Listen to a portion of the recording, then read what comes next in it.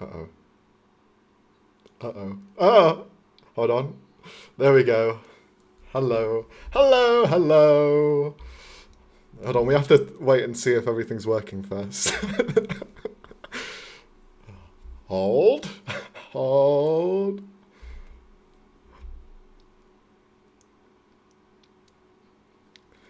Can you hear all of us? Okay. Speak. Hello. I like running through the hills.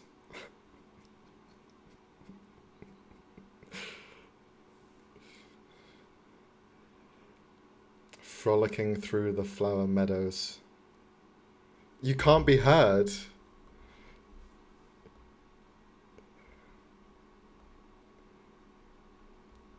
Why would they be able to hear Kassy but not you? Try this. Hello? Start talking. Hello, hello, hello, hello, hello. Beep boop. Speaking. Testing. 1, 2, 3, 1, 2, 3. Anything? No, I can hear myself. I checked. You can't? Yeah. Wait. I'm confused. Max, Okay, I no, can't. they can hear you. They can hear you. Me? Yes. Are you sure? Yeah, I looked on the YouTube one. I can hear you. Fine. Okay, weird. Robbie, Then are what you... It's only like... What time is it where you are? 2:45? Are you drunk? happened? I swear to fucking. Oh, God. swear. Guys, we really need an editor. We need to cut all of this. We need to cut this! This is gold! This is gold! This is what the people No, want! this is gold. No people want this. No, definitely not. If you're on chat Make on your own Twitch, phone. let me know if you can hear us or on YouTube, whatever. But yeah. I can hear you on YouTube. I listen. Okay. Maybe I'm just deaf in one ear. What do I know? Have you got you muted somehow? Do you block out your own voice through recordings? Maybe the cringe of hearing my own voice has just made a block in my brain that I can't hear myself. Robbie, come on, you gotta hype yourself up a bit more than that. Jesus Christ. We're not being goddamn negative in this chat today. No. This is all about positivity. Look, body positivity. Okay. We're all about healthiness here. Are we? I don't know. I'm drinking a soft I drink, didn't so know I that. can't That's talk. I can't self-confidence, talk shit. but okay. Anyway, you've joined us because the rest of the people are all buggered off and doing their own things. They're living life. Well, we're not gonna say that. I mean, that's true. They're enjoying a nice day off. Some of them. Jack will probably kill me for saying that. Anyway. Yeah, so we decided rather than cancel a session, we're just going to do like a small recap, a small... What? What's happening? Robbie's removing the halo of light. So... I just messed up the exposure thing. Go on. Fix it! We God- gotta be serious, God damn it, guys! God damn it, guys! This is supposed to be a serious discussion. So yes, this is why we're here. We're here to discuss the campaign so far. Now, we've only had 4 sessions recorded, that is, I believe. What, 1, 2, 3, 4? 4. Yeah.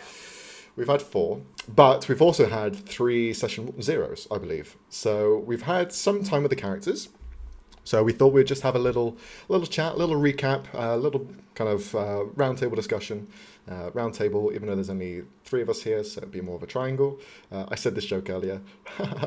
Didn't get any laughs, so I thought I'd try it again. But I'm just beating a horse, a dead horse with a bat.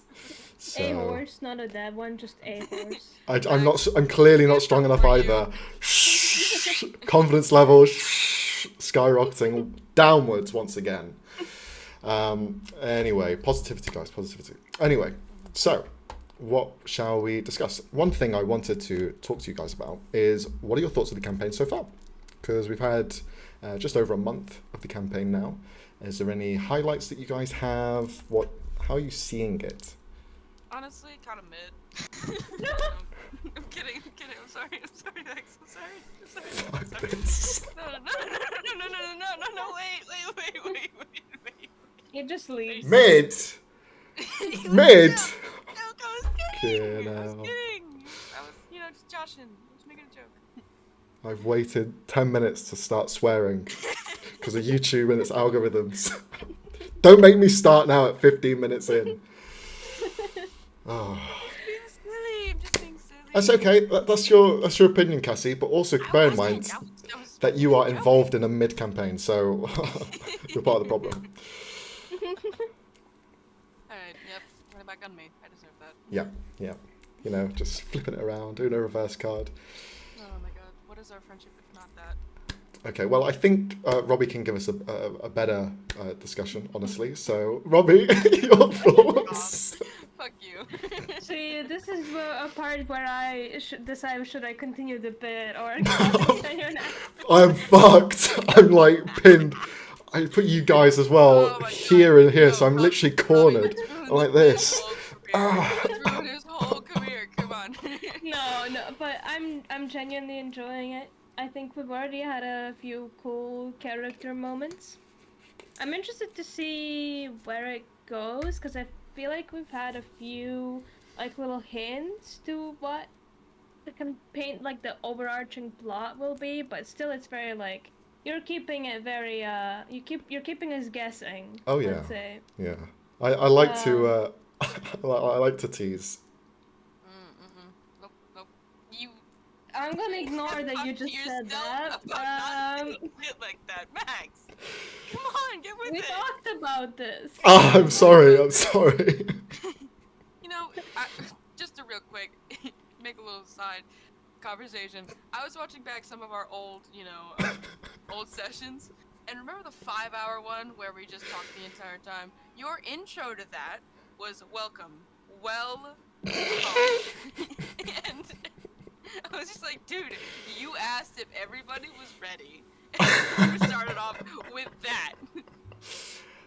What do you want me to say? I'm a comedy genius. Yes, our DM, ladies and gentlemen. It's all about timing. God damn it, I knew we were going to make that joke. You suck so much. I know. No, you God. don't suck, man. But Cassie. It's okay, I can take We're it. abusing him over here. If anything, he's abusing us. What are you talking We're about? just True. keeping Max in a basement, and we don't let him out until it's Sunday and Hey, Tuesday. it's fair. That is a very nice basement. That is a very nice basement. I'm stuck Yeah, in this it's small the circle. windows. It's literally got a single window around this frame. A nice basement, guys. Anyways, we're getting But yeah, as someone who Cassie, you have more experience with Max DMing for you, but as a newcomer, let's say, I'm pretty happy with the campaign. I That's how I love that it can go from. What the fuck? I used to have bright shiny guys once, and then I walked into here and I got hit with a bat. So Okay. Well, I do like that it can go from very silly to oh fuck really quickly. So that's yeah. What about you, Max? What do you think about the campaign? I'm just gonna be taking notes, guys. So everything Who's getting the next magic item and who's Everything getting that- cursed? oh, Cassie is no. talking about, I'm just gonna That's not fun. take notes on here. I mean, no, that's not cool because you already do favoritism with Frey. That's not cool. That's not cool. What the hell? Why'd you have to call me out? Eh? Because it's not even a call out. It's obvious. Just let my obsession stand. He likes it. It's good enough. He's the only one that'll take it. No one else will. Shut up. Not like that. God damn it. Okay. Shit. Well, knowing you, there's probably some innuendo in every word you say. In there somewhere. It's Yeah, true. exactly. It's true. Exactly my point. Oh man, During the sessions, it's gonna be fun for Leone to edit. yes, it will be. Getting back to the point. Yeah, so I just want to respond to what Rory was saying. So yeah, I think as a whole, I'm keeping the cards close to my chest. I've hinted a few things so far with your guys' individual backstories, as well as maybe the underlying plot that is starting to sprout out. Now, whether that is tied to one of your backstories or not, I'm not going to reveal anything, but they're definitely close ties, if anything, because you guys are. When we pitched the campaign, we wanted to focus more on your characters. That was the main intention. Less of a large, overarching threat. Now, don't quote me in case this happens in the end. I don't know where it's going to go. But the focus was on your guys' characters. We're all taking notes here, so we'll just put the pens and papers down, guys. But yeah, so it is one of those campaigns where we are deep diving into the psyche of many characters, and it's funny enough that we have the two of you here with characters who are not necessarily like overly secretive, but have something there that they're hiding from the group as a whole. So yeah, it's definitely interesting to see those developments slowly unravel and show themselves, because the two of you, and I can't talk about anyone else really, but the two of you can speak of your characters and how you're finding implementing those ideas and concepts that you wrote down on paper and seeing them in the campaign, because we are seeing bits of them now. Yeah, it's at least on my part, it's so hard to keep a fucking secret at this point. I just wanna take people by the shoulders and just like, you don't understand, man. just wanna tell them everything all the time. Correct me if I'm wrong, Kassy. The original concept for Thorn having this were-tiger inside of it, I think that was supposed to be like a reveal. It was like supposed to be kept on the down low. But as soon as the campaign was pitched, you went, I'm going to be playing a were-tiger. It's going to be my thing. Yeah, because I was like, well, I don't want to... Because the way I pitched Thorn is that I was like, look, listen guys, this girl's, she's going to be a bitch, okay? And I don't... I hate that. So I just wanted to put at least a good few of my cards on the table beforehand. And then, because like, I mean... Fuck, it just happened, honestly. It just happened. I wanted to be a little bit open with this character because I knew for like a good part of this campaign I was going to be reserved, I would say. Mm-hmm. At least on Thorn's part, because God, there's so much. There's so much. But yeah, so I was looking back at your notes, and there is literally like 10 pages worth of what you sent. Yeah. And that's not the stuff that I like. That's happened since the campaign started. That's before. Yeah, I know. I know. Robbie, this is not me saying that you need to send me more. Please don't. I don't have time. What? I wasn't thinking that. What? At the same time, I'm like, man, I should send Max his new thing. I'm like, no, he has enough shit already. I should calm the fuck down. I just spam Max with doodles and art. Yeah, which does the same thing, pretty much. God. Same concept. I can't do that, not even with doodles, just with my writing, because he'd be like, what the fuck is wrong with you? Well, look, my doodles can and cannot be canon. It's up to Max, Well, same with my writing. Like, we know, like, I sent him one story, and that honestly could, that could go anyway. Ooh, let's not bring that bit up. But we'll see. Everything happens with the time. Yeah. But I think the choices I'm making for Thorn is honestly, whenever like in session like 0 and stuff, I was like, okay, I'm just gonna play her as just awkward nerd who's a little bit mysterious and doesn't know what she's doing, where she's going. But then Max right out the gate was like, yeah, no, and I'm like, ooh. Should we maybe talk about some of the session 0, because people haven't seen those, so should we maybe go over a little bit? Max exploited my trauma for gain. Your character's trauma. Hey, look. For clarification. No. Kassy, I'm just paving the road that's to come. All right, look, I'm starting you off easy. I wasn't expecting it to be this early. I was like, okay, after it was session 0, man. I was expecting, okay, maybe session 2 at least, but no, fucking gate. Hey, ripping off the band-aid, These things happen. But I just got like shot. So the way that session 0 worked is we had some people grouped up and some people were by themselves traveling into a small village, a small town. That's where the circus was performing. and it was Thorn and Sienna. The two of them had arrived. Who was the first to arrive? Thordain was already there. Thordain was Yeah. with the circus. think it was Ven Ven. second. It was Ben. And then Thorn and Sienna arrived. And then later in that evening, we had Fennel arrive. Finally. Um, The man yeah, with- that's. I still think about that session because a lot actually really happened, and it would have been nice to record it. But I think it was good to have that for ourselves, just to have something for us, rather than like sharing it to everyone, because that's where we could test the waters, and rather than just go in straight with everything. Yeah, Because no as well, pressure. during session The only zeros, problem, you change things as well. the only problem is that nobody, and I mean nobody else, viewer-wise, does not understand the amazing joke of the halfling shitting his own pants. I didn't realize Yeah, that that happened they off have stream. no context. Yeah, no context. That's why I knew, like, my friend texted me about that convo in session 1 with Zodane and the gnome, or in the halfling, my bad. And she was like, yeah, I laughed my ass off. What was this about? Like, what was going on?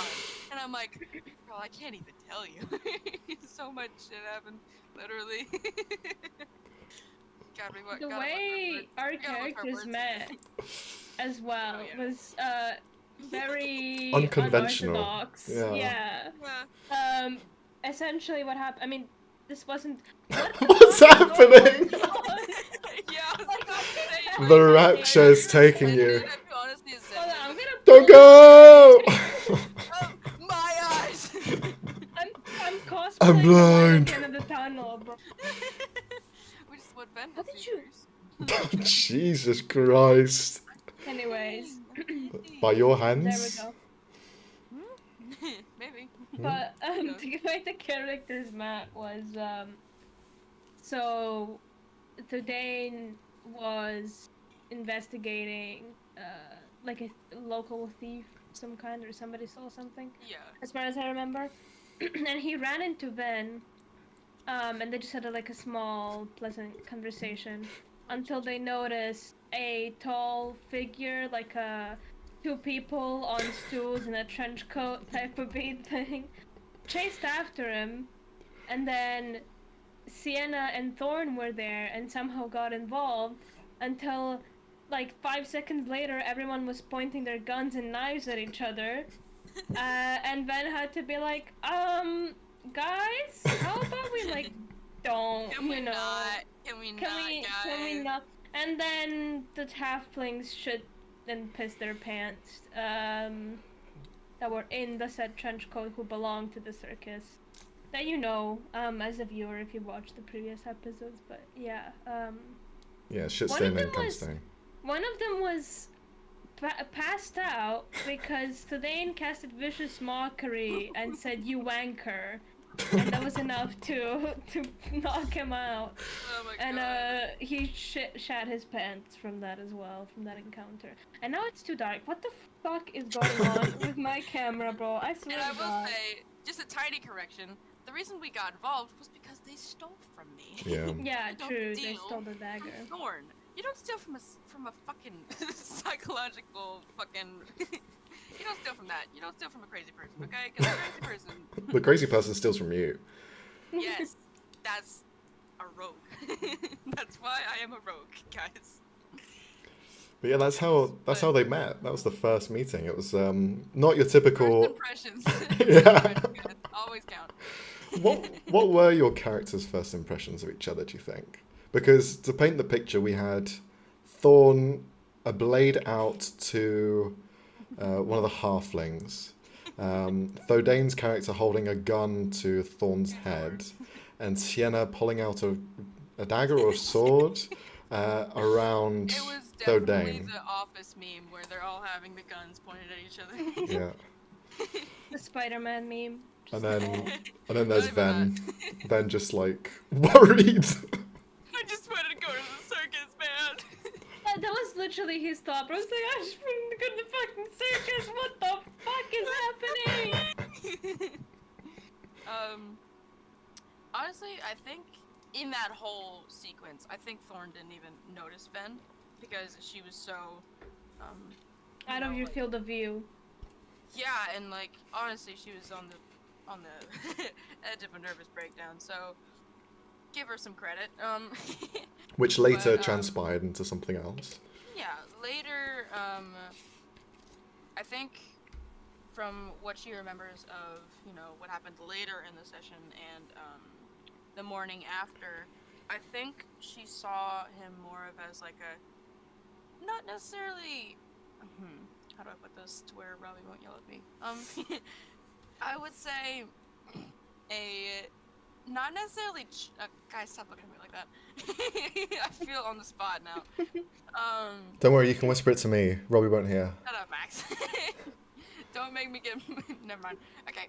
I'd say Thorn would put Ven in like not necessarily trustable category, but he's all right kind of category. Like I can't trust him with. Yeah, yeah. I wouldn't trust him with all the information of my background and like what to do with it, but I can trust him enough to make a good cake and not poison it. He's harmless. Like, very... Yeah. Yes, yeah, basically, he's like harmless in every sense of the word. Basically, she does not see this man as much of a threat at all. He's just very tall, which could be a problem, maybe, in case he starts making short jokes. But other than that, she thinks he's harmless, and yeah, just curious about him. She wants Thorn just wants to know everything about what's going on, even about herself, and doesn't know a goddamn thing about Ven, so good thing to start asking questions for. Yeah. What about other characters? Like Thodane, Fennel? Okay, with Thodane, An alpha. Absolutely not. Shut up. An alpha recognizes an alpha. What do you mean? No, tigers don't have alphas, you dick. They are lone wanderers. Fuck off. I mean, so do wolves. They don't have alphas. That was proven they wrong. Don't. Yeah, it was proven wrong. So your theory is debunked, Max.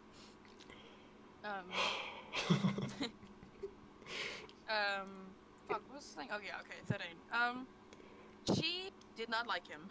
She did not like him whatsoever. We could tell. Yeah.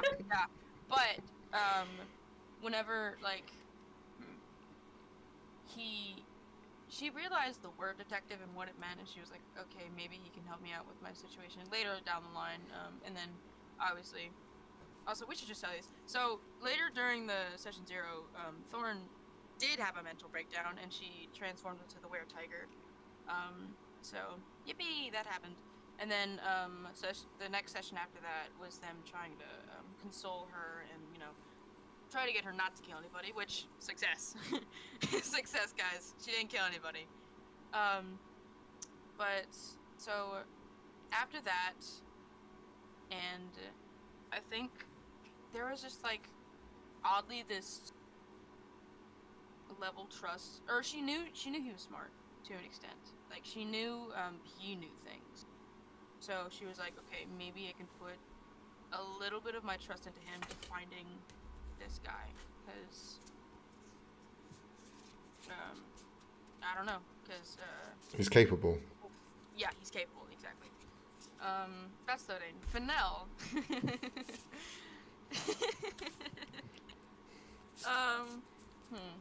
Seafood. Yeah, no, it's so funny, because literally during the session, I said this before, but during the session, she went up to Fennel, and as I was talking to him, I realized, like, oh, it's a fish and a cat. This is stupid. This is stupid. This is dumb. But I think Thorn would also consider him harmless. But then again, she hasn't seen very much of him. So, and same thing with Ven. Haven't seen very much of him, so she's keeping her eyes on him. But yeah, not really trusting them yet, So I'd put that with the rest of the party. With Sienna... This one's interesting. First impressions. Because this goes into their backstory a bit.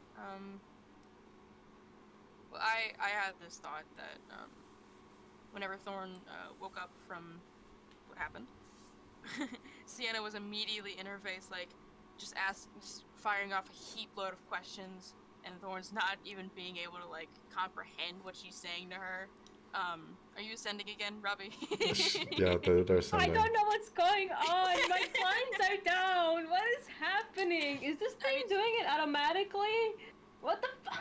Try Oh, turning it them the is. other way. That might work. The blinds, maybe. I don't know. Because that's They're my all the blinds do way the same thing. Might have them going upwards. Yeah, because I have my blinds doing the same thing. Okay. Yeah. We're in the dark now. We're just gonna go it Yay. live. Fuck it. Yay, that's what we're going with. So Sienna's firing off these heaps of questions and like immediately getting closer and closer and closer, and Thorn's like, I'm gonna kill this bitch. And then a character from their past intervenes and sort of like I'd say for first interactions, Thorn was very put off, just being like, what the fuck is going on? So, and after time, obviously, there was a love that blossomed, and a respect and a admiration and a loyalty, which I do hope. I really hope we get to see more because Leone isn't here. I know, she's missed, what, 2 sessions? It's like, oh my god, and she's gonna miss a whole bunch more. It is torture. It is torture because, like, we literally made a pair. We made a pair. We made a character pair, and she's like, haha, psych. And I'm like, what do you mean, psych? What do you mean? I need my parole officer, goddammit. We should make characters who are like siblings have been with each other for so long. It'd be so fun to roleplay. Meanwhile, it's me having to do it with you, Cassie. That's even worse. She threw you in the deep end. Sorry. I know. It's like honestly, it sucks.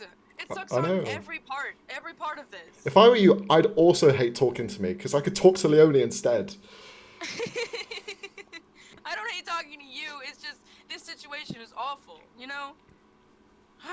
Yeah, it sucks, Gotta but cancel birthdays.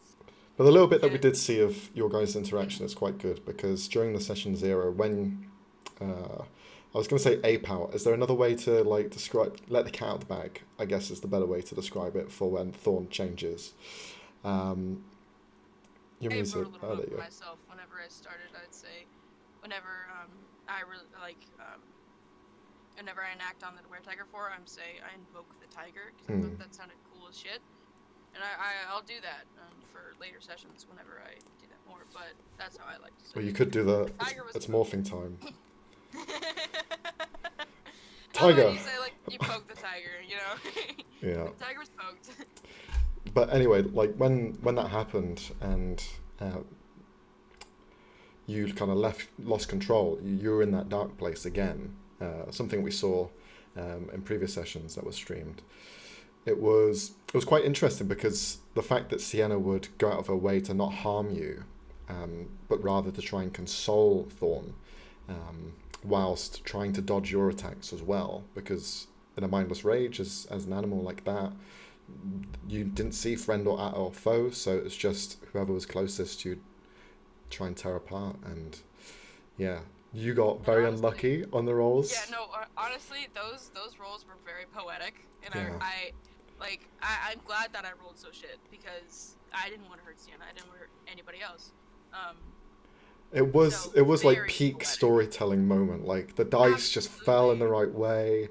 Sienna was in complete control. She could see right through your I couldn't pain, roll above a 12 for the life of me. just dodging every Except for hit. initiative. I Yeah. rolled a 20 on initiative. Rolled the And highest on the initiative. save Wild. for Yeah. my spell. Yeah, Fuck's sake. that's right. That's right.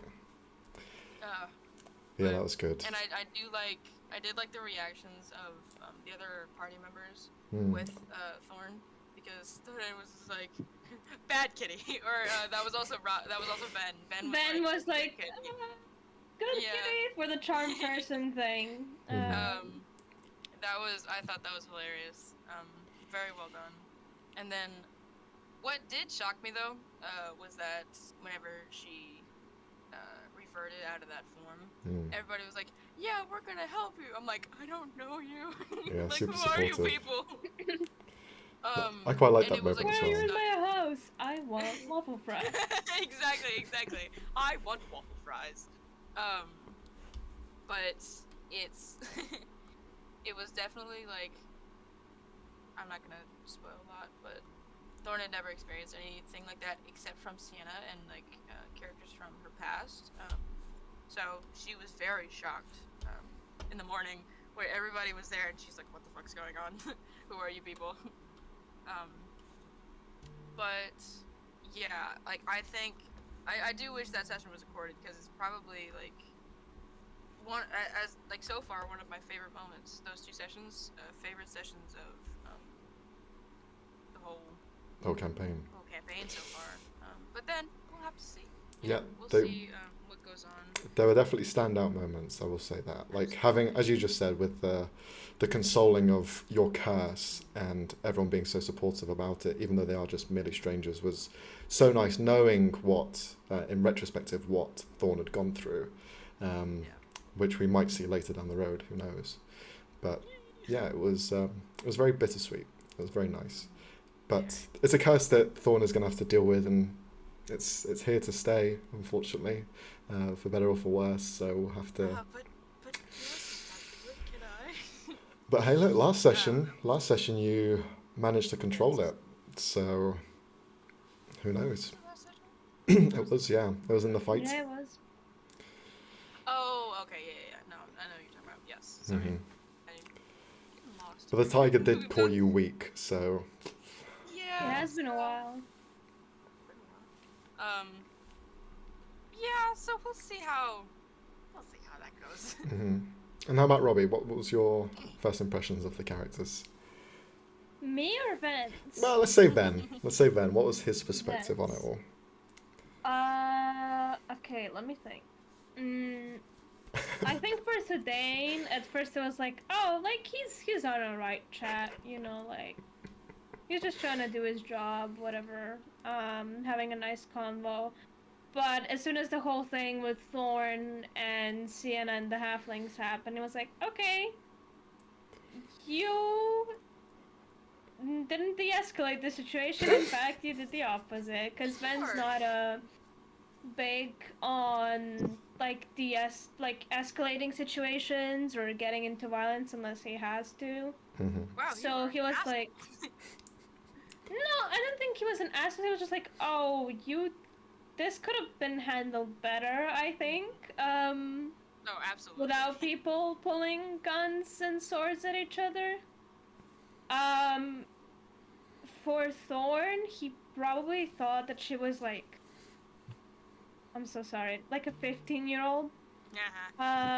Who was very, because he's tall, so like he can't really tell like 15s and like it's all in the same Also, category she has for like him. criminal baby face at the same. Like she's 19, but she looks like she's 14. It's like a little cherub. Yeah, exactly.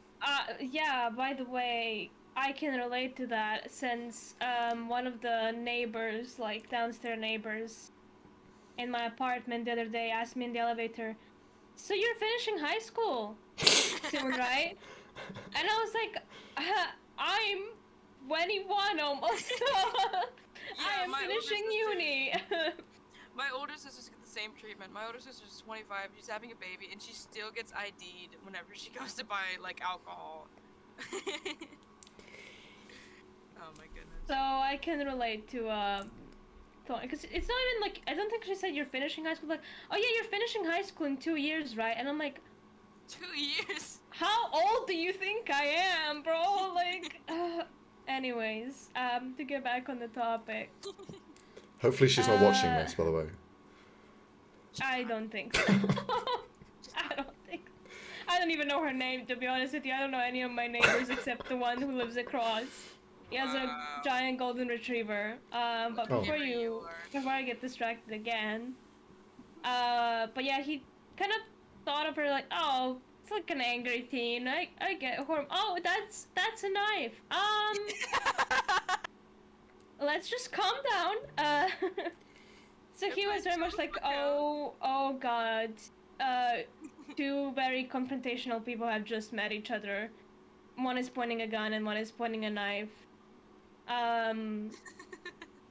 And then for Sienna, in that encounter, he kind of thought, oh, well, this person seems to be reasonable-ish, because she didn't pull her sword out until Thudain threatened Thorn, which he kind of, like, okay, understandable, but please, everyone, calm down, what the fuck? He wouldn't swear, but, you know, he was thinking it. So after when he... Sorry, he didn't necessarily pull his gun until I started doing shit, so that's honestly my fault. My bad, guys. My bad. My bad. Sorry, guys. I just have a dagger in his neck. Sorry. Whoopsies, happens. My fault. But after he met Sienna a little bit, like in the circus again, I think he thought that she was very nice, you know, like potential friend, that they had similar qualities, question mark, and trustworthy. For Thorn, after the whole transformation thing, I think... Just a baby. Well, not just a baby, like, oh, it's so cute. Oh no, it's traumatized. Yeah. He mostly felt bad, and he kind of could empathize with Thorn, and didn't want her to feel like now everybody in the group is gonna feel like, oh, he didn't want you to feel like he's scared of you, or like, a were-tiger monster, ew. You know, he didn't want you to feel like that. So he made you cake, because that's his love language, feeding the party, with delicious cake. For some reason, I don't know why, I thought you were gonna say feeding the poor. I'm like, well, you're not wrong. I mean... I'm so sorry. What goes Hey, what goes on look in your at how head? Look at how much money fucking Max gave me, like, bro. You've been done dirty. $9. For Fennel, I think it was, he didn't know what to think of him at first. I think he appreciated there was another person who doesn't escalate situations. Necessarily, it's like rather like, oh, let's talk it out, and was down to help out then when searching for Sienna. It was just more like, what are you? Kind of, like, he's an enigma still to Ben, yeah. I'm pretty sure. Like, yeah. I can't, like, he can't tell, like, because there's moments where he's very witty, but also moments where it's just like... No, so naive. Dumb as rocks. What? Sorry, Frank. Not even naive, but, like, just very confusing to Van. Or just, like, he cannot understand. Like, what? The drinking people. Oh, that was... Oh, I thought all was humans something. drank people. No! Of course not. I think he also kind of... It's not that he disliked him as a person, but more like the whole fact that he comes from an ocean and that there is people out there who would want to live deep in the water is just incomprehensible to Van. He does not understand why would anyone ever want to do that. Still, as soon as he starts describing the deep dive, he's like, stop. I don't want to hear it. Yeah. But I think those were his first impressions of everyone. Okay. And one thing I'd like to just check in with you guys is why did you choose to play the classes that you are playing? Because there's so many classes out there. You guys have chosen Sorcerer and Rogue. Is there a reason why you chose those ones? Is it because you haven't played you've played the others before, or there's something about the class that actually spoke to you? Because you can always chop and change, right, in terms of the class and its identity. You could be a druid with the power set of a sorcerer to some degree. It's more just flavor. Is there a reason why you chose those ones? Well, fighter was taken, so... Rogue as well. We have a rogue and a fighter. Yeah. So, whenever I was first thinking about this character, I was like, okay, we're gonna take the righteous ones, so no paladin, no cleric, none of that. I was contemplating barbarian, but then I was like, she's a twig, she can't carry a big old sword, nah. And then the others, druid, sorcerer, I was like, she doesn't cast spells, none of that.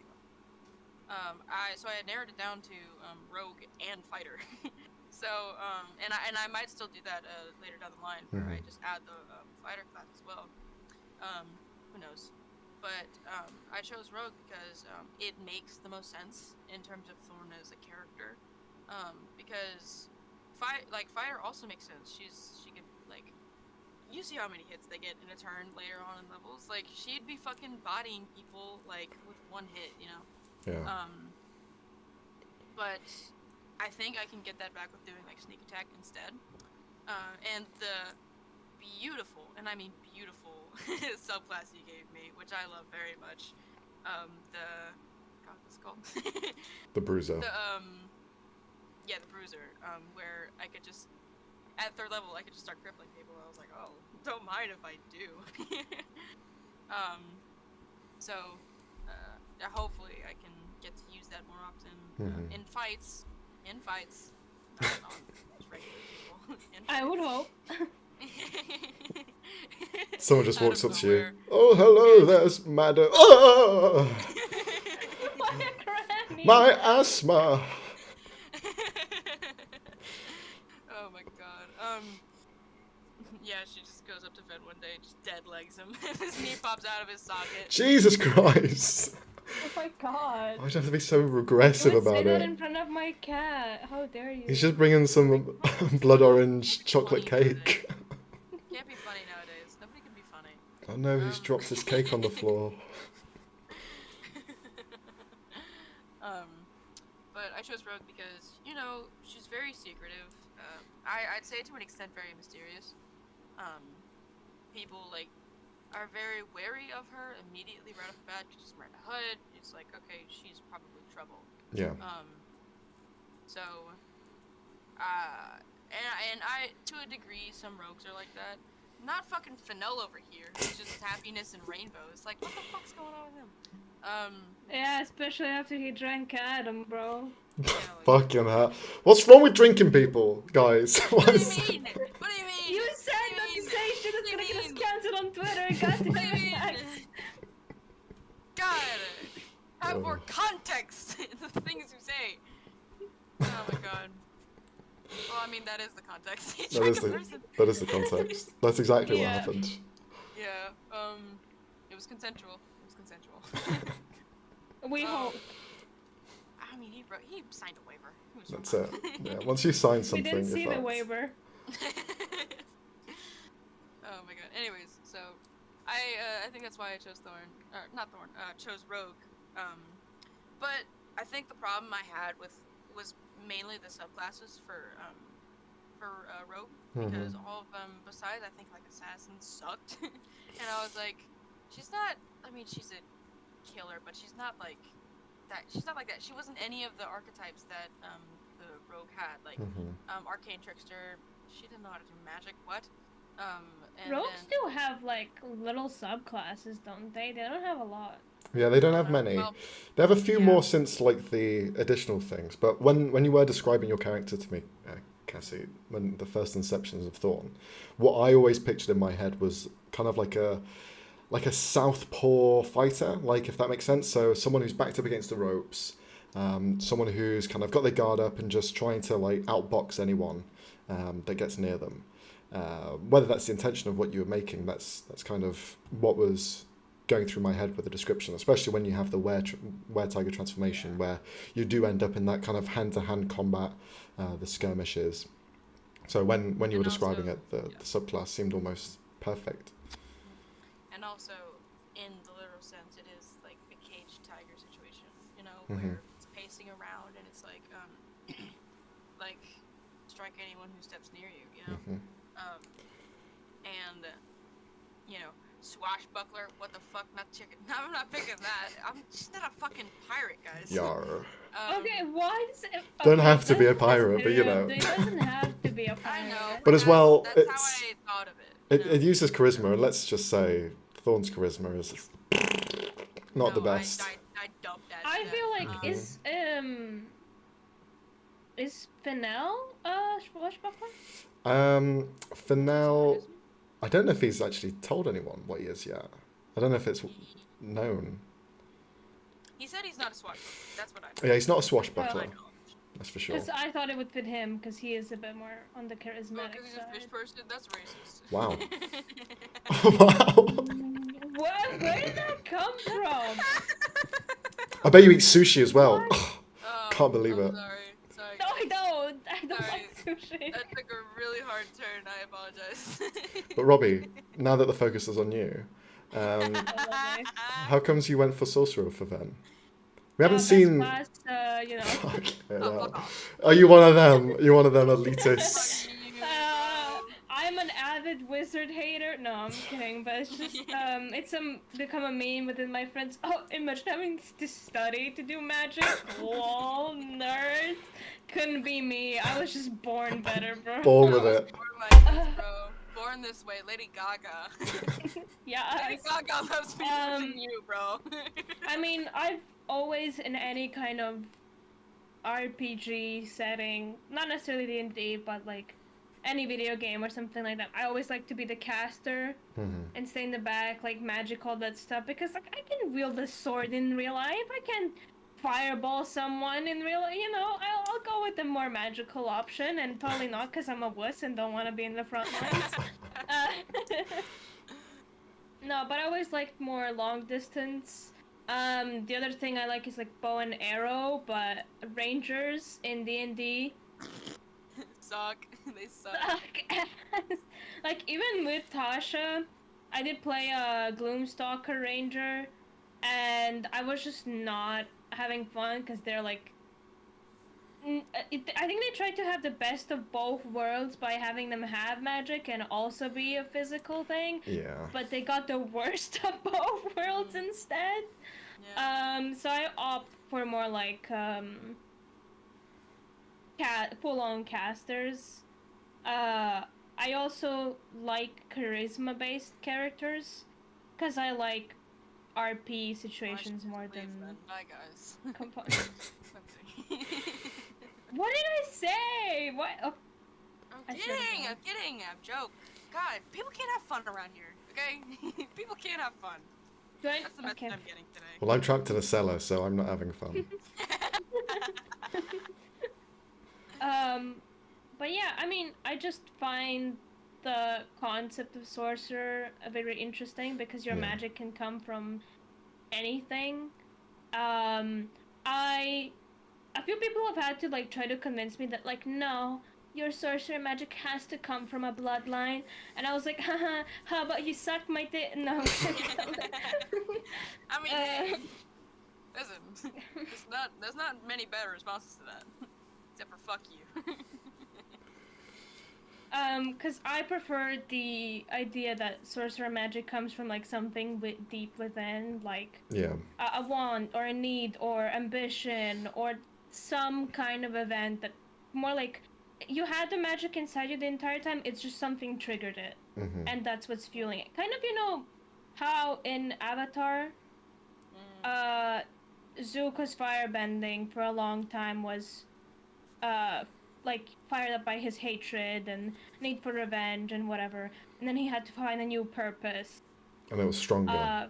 Yeah, that's kind of how I see it. Like, kind of almost spiritual-ish, but not fully going into the, like, religious sense. Yeah, no, I get that. I think there is, the way that I've kind of written the campaign is quite similar to that, where the possibility of power, of controlling different energies and elements around the world, is a sense of inner self. You have to have that belief inside of you and the people around you to be able to conjure these sorts of things into fruition.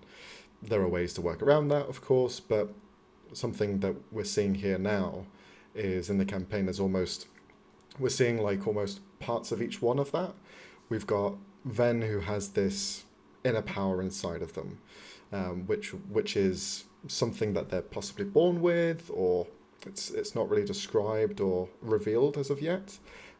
Whilst there's also Thorn, who's afflicted with a power that, whether that was given to him by choice or not as well, but they're almost the same concept, right? There are power inside of them that they can control, but there's also an element of an unstableness to them that they don't know fully. So yeah, we're seeing some of these in the party itself.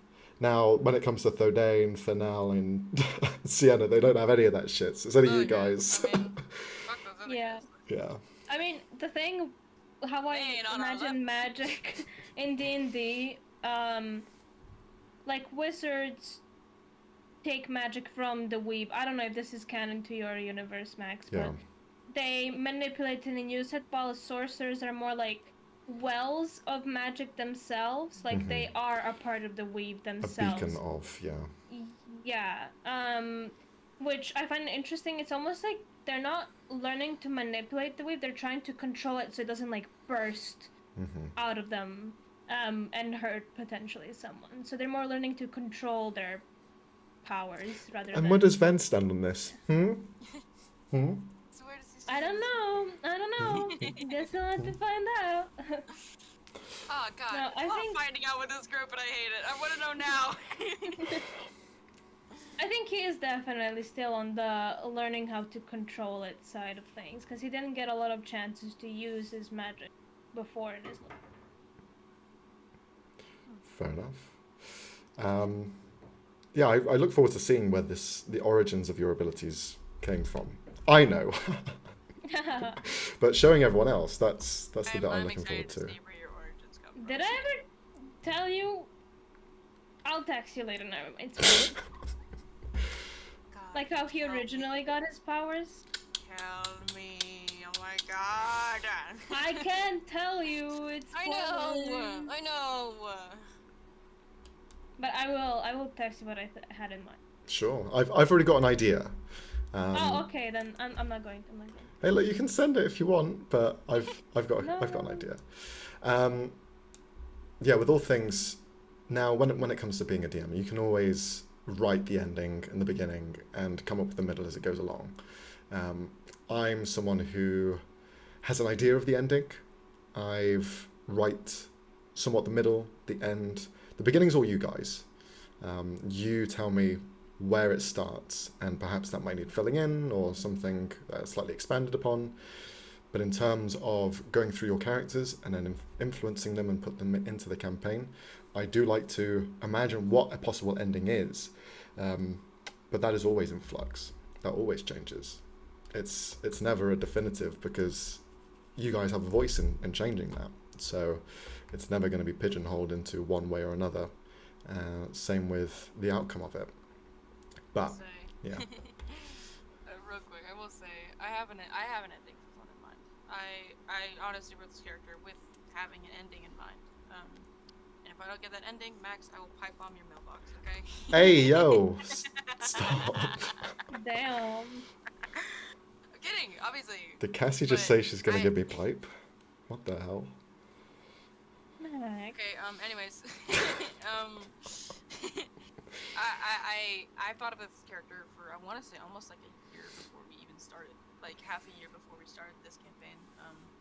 And I, like, originally I built her. I was like, okay, I can't, because I was like, okay, what if Priya dies in this campaign? But then I was like, no, I can't have that happen, because this character needs to be built from the ground up. Like, this is not like, oh, just start at level 15 character. No, she needs to be built from dirt and stone up to the height of it, like the canopy of the jungle. You know, like that was my thought process with Thorn. And I also, like, being as an overthinker like I am, I have so many thoughts and ideas, and that's why whenever I talk about Thorn, I'm like, God, there's so much, guys, because there's so much that I haven't even like told Max. But with Max as a DM, I trust him enough to like let go of some things. You know, there are some things that can't be wavered, and he knows that. He knows that for a fact. Because I've been told. Yeah, because if something happens, something else will happen. Like, something IRL will happen, and it won't be pretty. Obviously, all jokes, but so I trust him with the NPCs that I have given him, and the NPCs that there is fear, but it is more as fear as in, like, you know, the character, like, okay, what's gonna happen to them if I'm not there? And, like, listen, I said I trust Max in every sense of the word. terrified. I'm terrified of what he has planned for a lot of these NPCs because I built them. I built this whole story knowing like who they were and what the ending was and how they are right now. Then I gave it to Max, and now it's all out of my hands, you know. And that's what I love about D&D as well, just because it's like you don't know what's gonna happen, you know. And It's cooperative storytelling, isn't it? It's one of those things where you voice your opinion and then someone else voices theirs and you make a story out of it. It's all about give and take, and you've both given me a lot to work with. I think everyone has for this campaign. It's very generous. Very So generous. I've got a lot of work to do, but it's very interesting stuff, and I think it's quite unique as well. It's not like stuff that it's not tropes and we've seen this before played out in film, TV, whatever. I think there's a lot here that is quite unique in the sense that the characters, the stories, and what will follow. I have a lot of ideas in mind, especially for Thorn, because a lot of that is not coming up, but it's been present already. So there is that sense of bits have been hinted already, and it's starting to flourish. Shaking in my boots. Whilst for Robbie and Ven, that's almost like a ticking timer. There is a point where when we arrive at a single spot, it'll all start coming out. What? What? What do you mean by that, Max? I don't know. Which spot? Well, you wanna text me? We already. Oh, excuse me, guys. I thought I was the one doing the innuendos here. Please. You meant okay. Nah. Anyway, we've seen a glimpse of that through the interaction with the guy buying cake, and that was interesting enough. So to see that, what is that all about? You'll have to ask Robbie, because I don't know. Robbie? Why would I ask them? They don't give me an answer. They're just like, oh, you'll find out. No, I do give you an answer, and the answer is, wouldn't you like to know, better boy? Fuck you. I mean, I've given hints Yes. a bit throughout. It's just that I guess when you don't know his story, they aren't really hints, but it will be like foreshadowing Definitely. later on for what's gonna happen. I think. I've honestly lived You don't understand what kind of demons I'm fighting every single day, bro, to not say anything. You've been doing It's well. literally just fucking. Yeah, like, And especially when you guys like say something about Van or his backstory, and I just be like, Robbie, shut the fuck up, shut up. Don't give anything away.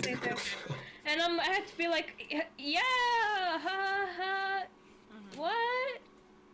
And the thing that I will say, yeah, go ahead. one person said something that was accurate, and it sounded like a wild guess, but one person did say something. I'm not gonna say who or what, but they did guess one thing right. I'm pretty sure it's me. I feel like I've been the only one that has been like actively theorizing every possibility. Because again, See, the thing is, it's funny because I can't overthinker. remember who exactly it was. It was between two people, but I know what they said. Oh my god. But I also think like this is interesting because this party is because like if you know, you tell your backstory, right? That person doesn't know if you're being entirely truthful or not. Like that's the thing. Like we don't know if NPCs are lying to us or like other players are lying to us, and I think that is really interesting because a lot of D&D players, they go off the word because they trust the DM so much, and then it's not like a break of trust. It's not, I don't feel like it's a break of trust by any means, but it's just like, oh, we trust this person so much that we forgot that they can be bad. You know what I mean? So I'm excited to Are you see. implying something for Thorn? No. I won't I was very name insecure, no. I won't No, name characters, definitely but not. I think there are definitely characters in the campaign, like party members and whatnot, who have been hurt in the past, and trust is hard to gain. So to hear that, yeah, it makes sense, doesn't it? Well, no, it's Not pointing any fingers or anything, but No, you know. listen. No, It's not. Listen, that has nothing to do with this. That has nothing to do with this and my ability to play a character. Okay, fuck you guys. I'm just saying that that's just my perspective of it because like given the word, I'll go off any whim of any character. You know, like any character that Max brings to me, he could be like, "Oh, your toes are purple." I'm like, "Of course they are. Why would they not be purple?" You know, but I don't know. It's like I don't know. It's very hard. Why for me did you have to sometimes- say? Why was that an example? I don't know. It was the first thing I thought of. I'm sorry. I literally couldn't think of anything else. As soon as I said it, I was like, "Oh, that was the wrong thing." She to say. sees me and thinks feet. It's, you know, it is what No. it is. No, I don't. Don't. Thank God we don't have fan artists, bro. Jeez. Yeah, the only person we have is you. That's scary. Fun fact: I did the art for the characters Mm-hmm. in the campaign. Yes, If you have seen them on and Instagram. very well done. Very Awesome. well done. Aw, art. thank you, Very talented. Very gifted. thank you. Yes. Very awesome. Stop! I can't take compliments. This is gonna get awkward. But yeah, I'm just the blind trust that party members have either with each other or with certain NPCs. It's I feel like it's interesting to play with. You know, not that I'm. I mean, I don't trust you, but you know. No. I don't trust you, but. And that's Roby I don't Kassy in-game, as well. But out of character, you're a cool guy. I don't Thanks, know. man. Appreciate it. I don't know. I just think it's interesting to see. Like, it's interesting to see. Yeah. And, And you've got... yeah. I'm just waiting for the reveal of some of these secrets because... Oh god, me too. Not like to Me too. spoil anything at all, but like just the one example of Ven with like the shadows, that's like enough to get people's minds ticking, you know? That's Yeah. one Yeah. that's like been shown, but it's only from their POV. So once someone else sees it, then I guess it'll start getting a I bit had no idea funky. about it. Like, when you said shadow, I was like, oh, what? Evil creature already? And then I'm like, wait, huh? Ven is not saying anything? What the fuck's going on? You're just allowing this, like, shadow creature, and I'm like, oh, connected. That makes sense. But Just not really, chilling. because why the fuck do you have a shadow creature? But, And then we had that one-on-one discussion. That was good. Where Cassie wasn't present. No one was present. yeah, like, you want to talk about me being secretive? Me being secretive? You literally had us deafen and mute ourselves just so you can have a chat with Max. You greedy little shit. We just talked about the channel and how we were. Shut the fuck up. Hey, listen. It was a conversation that needed to be in private. Otherwise, I feel like some people would be spamming my DMs. Cough, cough. Cassie, cough, cough. Cough, cough, cough. Listen, that's how I show love, so if you don't like my love, then I understand. Oh my god. I appreciate it, but also, for your own sake and for the sake of the cool reveal, you're gonna have to wait. I don't know. It's... The viewers I'm kinda know. jealous. Yeah, the viewers Viewers know. know. Viewers know, which kills me, but... So we've had two developments thus far in the campaign. We've had a little bit of what Ven is going through when they ran away from the market and saw that guy and started having some images or whatever happened to the psyche. And we also had Thorn, where the mention of that singular name that shall not be mentioned came up, and they told Gemini to just run. Two standout moments of the campaign thus far, because they are integral to your guys' characters. Do you think these are going to come up again soon, or? Yes, absolutely yes. Thorns? Yes. I don't know about mine. No. I feel like mine will have to wait. I don't know about... Unless you decide to screw me over, Max. I don't know. I don't know what you have planned. When... I mean, I think it Screw me might, over? but Screw me not. over? He did my stuff first! You're getting screwed over! When I just left that on a cliffhanger last, it was the session before last. I just kept receiving messages from Robbie saying, "What is this? What have you done? Who is this? What are they?" No. Hold on. I'll get a on. screenshot. I would also like to give everyone context, because we were talking about Hunter, the NPC. Van kind of grew a liking to. And at one point during the conversation, out of nowhere, like 3 hours later after I sent a message, Max replies with, Rip Hunter. And I'm like, what the fuck do you mean? Max, don't kill him off! What the fuck? And he's like, hee, lol, kidding. And I'm like, Are you? what do you mean by that? I was like, what? And then he wrote, oh, rip his memory or something like that. I'm like, Oh, dude, yeah, why yeah. are you remember ripping you in on your texted me own in a character, panic. bro? Jesus You texted Christ. me in a panic, like, what does he mean? I'm like, oh, he's just being silly. He's just being a goof. Cause like he'll say shit like that, and like that one Instagram post where it's like dubious figures will make themselves known, and I'm like, what the fuck do you mean by that?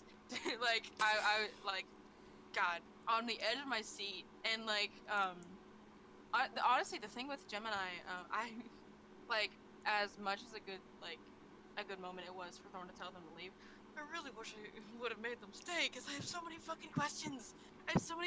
Like, but in the moment, it was probably it's the safest and most dangerous option. You know, like, it's a whole toss up. And also, when we were with the circus, you know, doing the whole bit, I was like, I totally forgot, like, oh, he could be in this crowd right now. He could be watching this, and I'm not paying attention.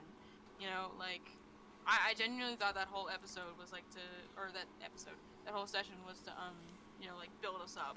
I was like, oh yeah, something bad's gonna happen. I mean, it did, Something bad's gonna happen technically, later. immediately. I love how everyone is so skeptical of a good session or a good ending to a We session. don't get those. Fucking hell. I don't know.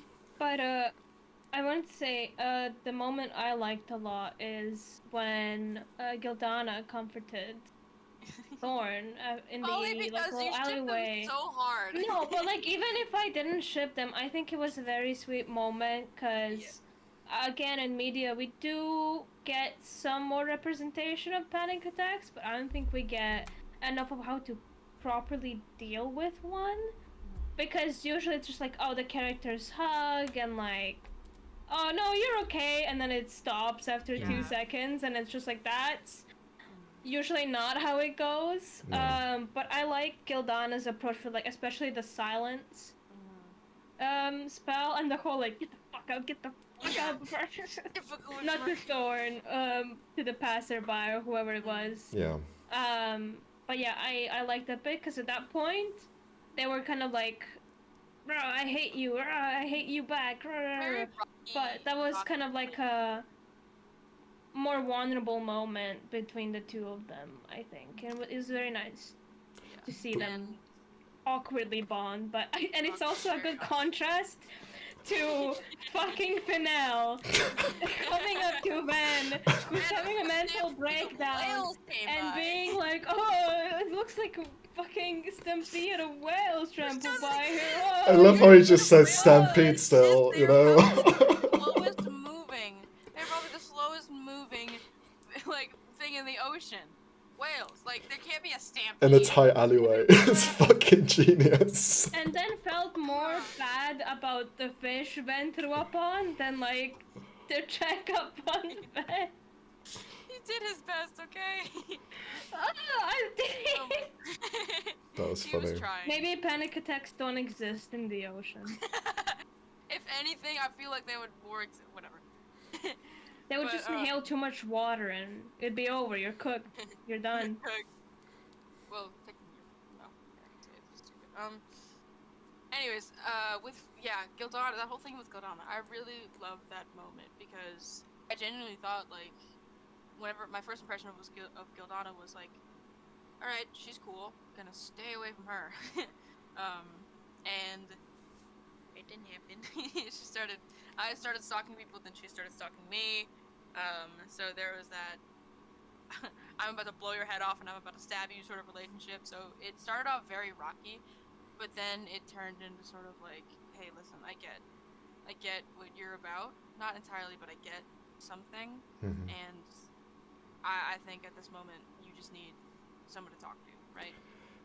Gildana is one of those characters who has been shaped by what they've gone through.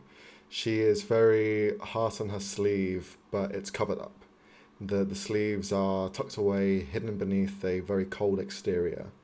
But she does have a warm center, and especially when the first interactions between you and Gildana was confrontational because you were a foreigner in her space. Yeah. You were new to the group. You had brought trouble with you to the town, at least. There was like some conflict going on there that she had heard about. She'd seen you sneaking around at night. So she's quite a protective like family man, if that makes sense. But yeah, once you get to know her, she's empathetic. As Even before you get to know her, if you look at her actions, I feel like she's a person who cares a lot or loves a lot. Because what she was doing wasn't just like, rah, why are you being fucking weird? But it was like trying to protect the family she has. So it's all coming from a place of, I care about people.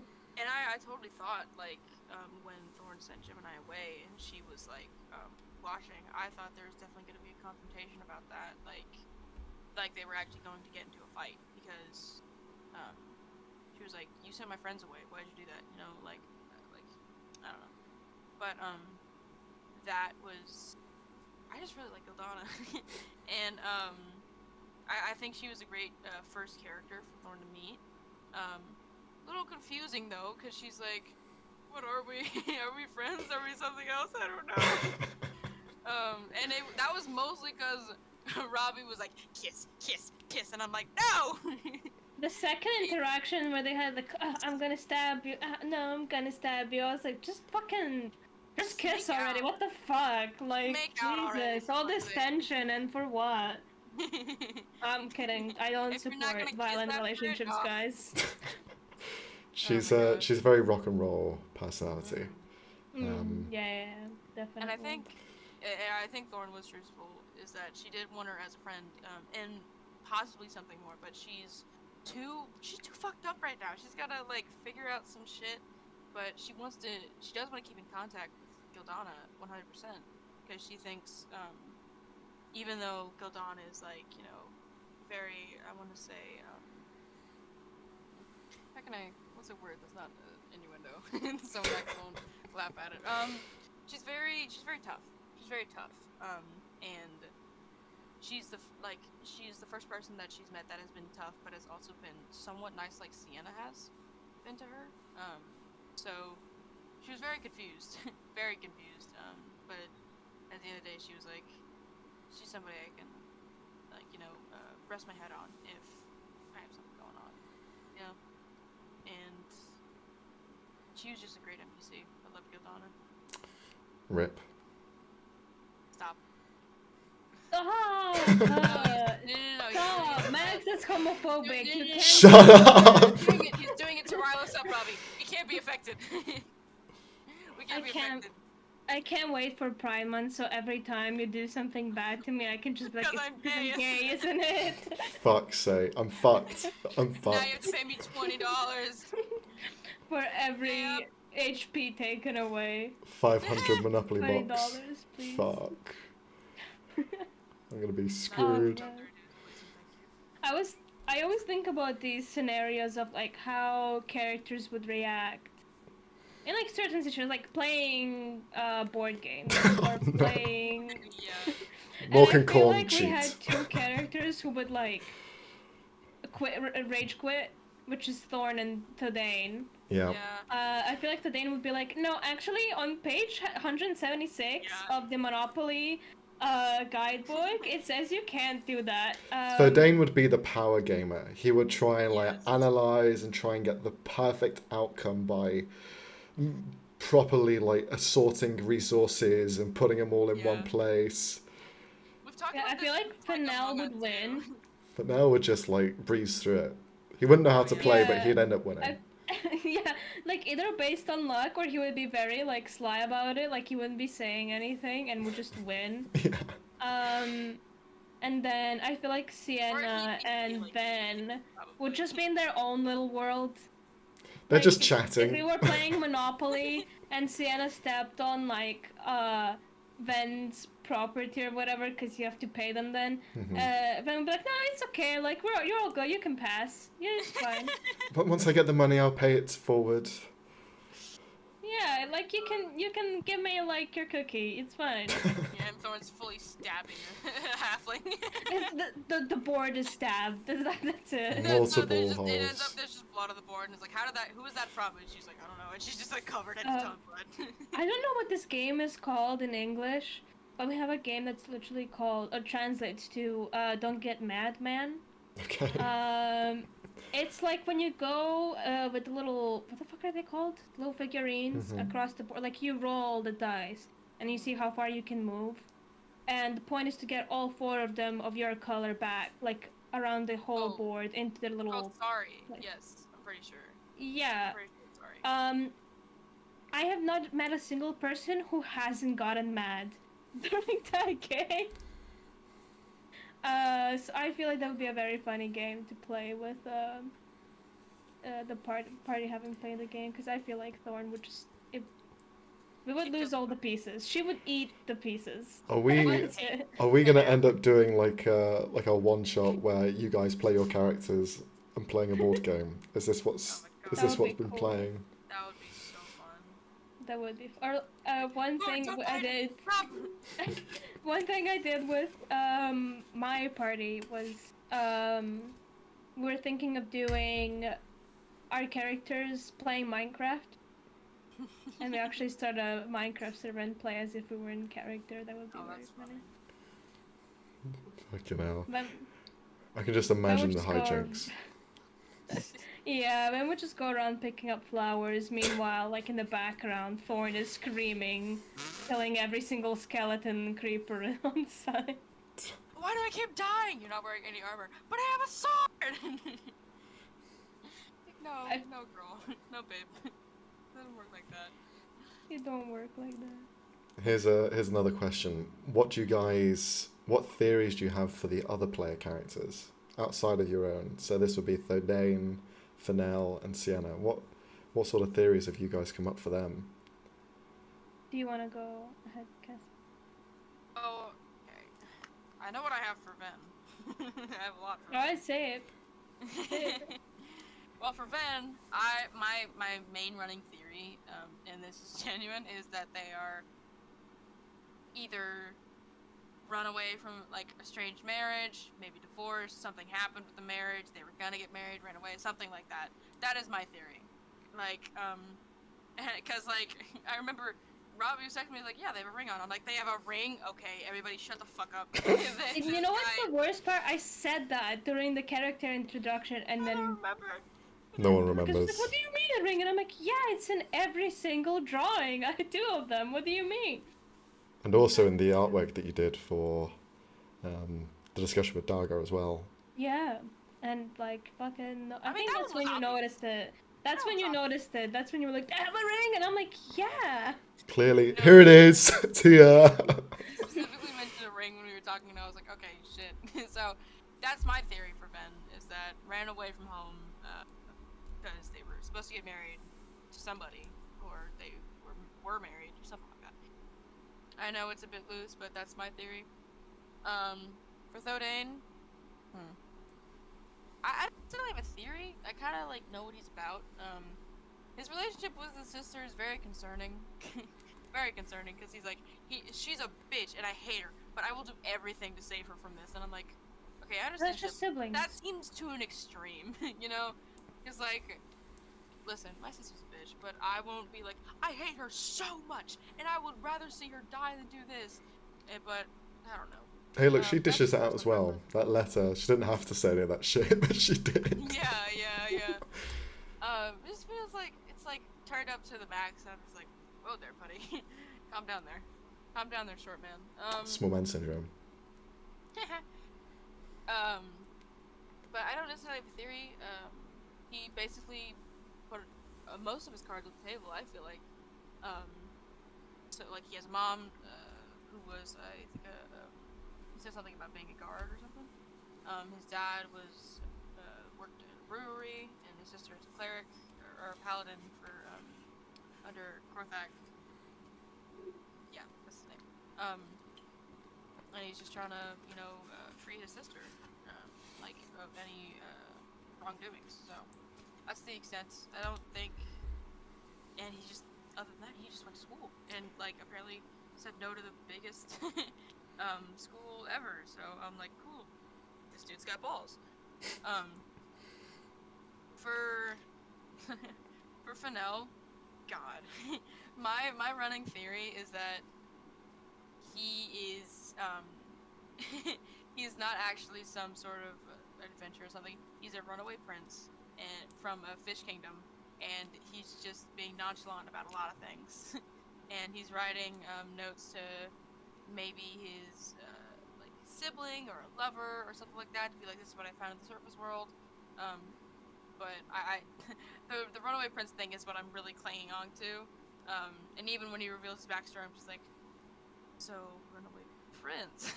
I'm just gonna always cling to that. But for Sienna, I thought I had an idea because we were like, yeah, let's plan out these characters together. I'm gonna tell you everything about my character. And then and then Leonie was like, cool. So, and I'm like, My name's Sienna. so? Yeah, my name's Sienna. I'm a fighter. I like, yeah, I'm a fighter, and I'm like, and she's like, that's it. And I'm like, what do you mean that's it? But her being raised by amalgams, that was a surprise to me. I was like, huh? Excuse me, amalgams? That, so I was caught off by that, and I was like, what happened to your parents? What happened to your parents? Like, I thought, like, I literally, I remember sitting down to chat with her, and I was like, go in a name generator right now, pick names for your siblings and for your parents, because she was like, oh, but it's so hard. I'm like, no, it's not. Just pick names. We do about a lot of stuff, by the way. And she was like, okay, here's these names. Fuck off. I'm like, all right, I'll take these names. And we met her sister, so that's something going on. Mm-hmm. She told me a little bit about her relationship with her siblings and with her parents. So that's why I was really confused with her amalgams. I was like, oh, okay.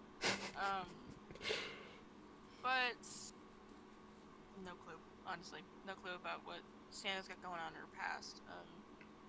Yeah, so. Very cool. We'll look back on this in a few months' time next year. Yeah. Place We'll your see, bets. see if anything comes Listen, true. Fennel is a prince. I'm coining that. That's my thought. Okay.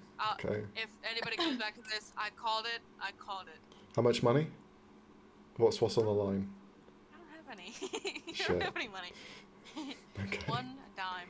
A dime. A dime. dime, like, better than D&D terms. One platinum piece. Super expensive. I bet you 20 gold pieces he's not gonna be a prince. Okay, Robbie, what's your theories then? What have you got? Okay. Let's start off with Fennel, because he's on the on the topic of discussion. There is something inside of me that doesn't trust this motherfucker.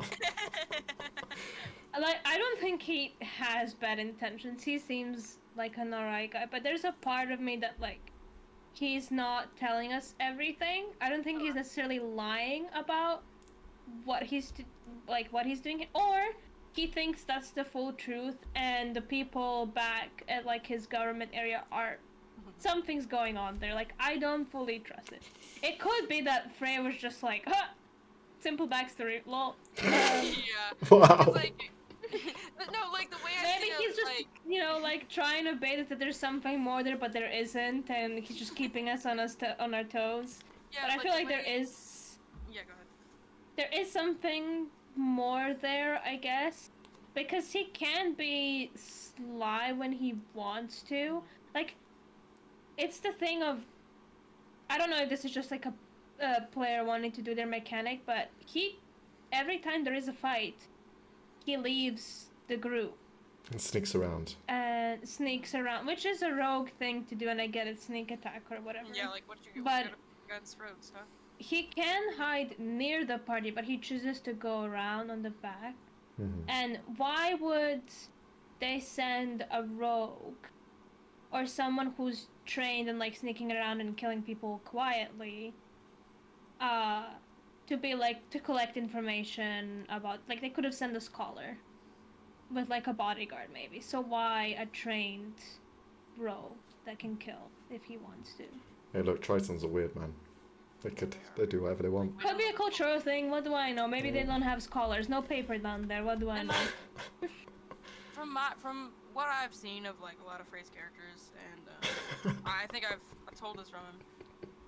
They're just dudes with like lots of power for some reason. That's what I feel like a lot. Like that's how I felt whenever he played Bjorn. Like he's like, I'm literally like, if I die, then nature dies with me, and he just acts like it's no big thing. He's just like yeah, I'm nature's chosen. Yeah, he Pretty doesn't cool. he doesn't act as though he's burdened by it. It's a responsibility Yeah. that's on his shoulders, but he doesn't show that it's on his mind 24/7. Yeah, and to me, he just plays like regular guys. That's how I feel. Because he's very nonchalant about how he plays certain characters, and it's not a critique or anything. Like I think it's hilarious. I love it. And he definitely is hiding. There is something there, and like, yeah, there's something more to like what he's like implying. Again, I'm going off the Prince idea, so don't trust me. Also, I don't know, but we haven't heard him speak about his parents at all, or family.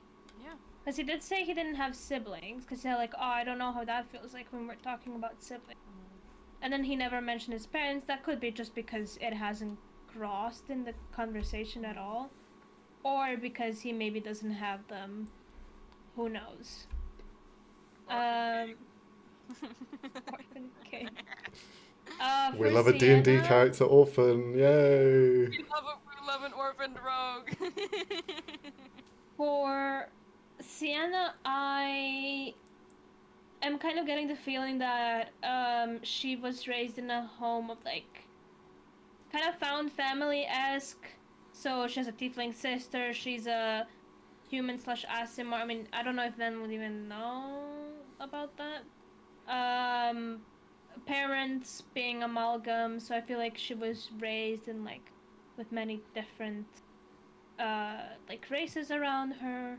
I know she also mentioned training to be a guard and like learning how to cook there and learning how to fight and all that stuff.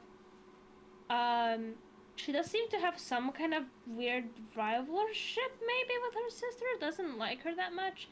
Maybe I don't think it's because something happened. I think maybe they just have different views Just or sisters. morals. Listen, I have 3. That's Well, just sisters, bro. I mean, yeah, it could be just like sisters being sisters, but it might be that they didn't agree on something at one point that kind of have like they both hold a grudge over that. That's how it feels like. Like something made a distance between them. Otherwise, I think she's just like really nice. That maybe she does have some damage because she is all over Thorn trying to kind of like save her. Maybe this is like psychoanalyzing too much, but sometimes people who wish they were helped go out of their way so hard to help others, or to like save them. Yeah, saver complex, 100%. Yeah. Which, you know, is not. I mean, it's not a bad thing, but it can be detrimental to relationships. But I feel like she is genuinely a caring, nice person who, though this isn't afraid to be stern when she needs to. I'll be like, stop. Don't fucking touch me, I will pummel you with the sword. Pummel you with the sword. I think that's called killing, Robbie. She could just like bonk him, you know? Bonk. Yeah. Bonk. Bonk. For Thudane, definitely getting the vibes of I was the black sheep of this family and now I want to prove them all wrong. Fuck you, fuck you, fuck you guys. Definitely like, yeah, definitely envies his older sister, and from what I've gathered, his sister was following in her mother's footsteps, and maybe it was expected of him to do the same or help out his father, but he didn't want to continue either of the family's legacies, so maybe his parents were like, why can't you be more like your sister? And his sister was maybe also pressured into being this like perfect like daughter or whatever, So now she's also taking it out on him and being like, "Oh, why can't you be this way?" And that made a distance between them. And now she did an oopsie apparently and ended up in jail. And he's trying to get her out because even though he doesn't like her, family is family, I guess. Gotta help her out. Especially if he knows that she wouldn't do that. Mm-hmm. Like maybe she's an asshole, but she's not an evil asshole. Dude, Please Also don't. paladin. Imagine. I mean, it can happen.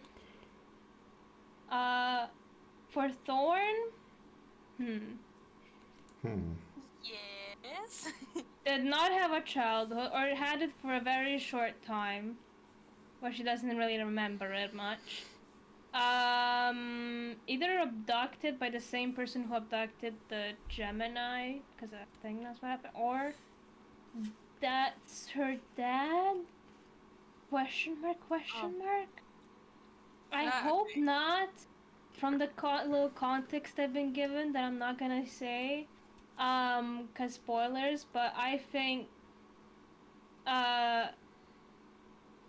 what the fuck did we say his name was? Hold on. I have it in Siren, thank you. Also did experiments on Thorn. I don't. It feels very cult-ish to me. But I don't know if the were-tiger thing was a part of it. I think that might have come a bit later? Question mark. And that the tiger. See, it could be taken very literally that the tiger is some sort of demon, or some sort of creature, maybe fae. But it could be just like metaphorical, pent up rage, anger, or both. I don't know, something that feeds on rage. It's like the like a defense mechanism also, or somehow like displacement, you know. Every time she gets triggered by something that comes out. To protect her, I guess, but in very big quotation marks, and just like a negative reaction to trauma. Yeah. Before I get too deep into psychology bits of it, but yeah. Okay, That's cool. my theories. Interesting.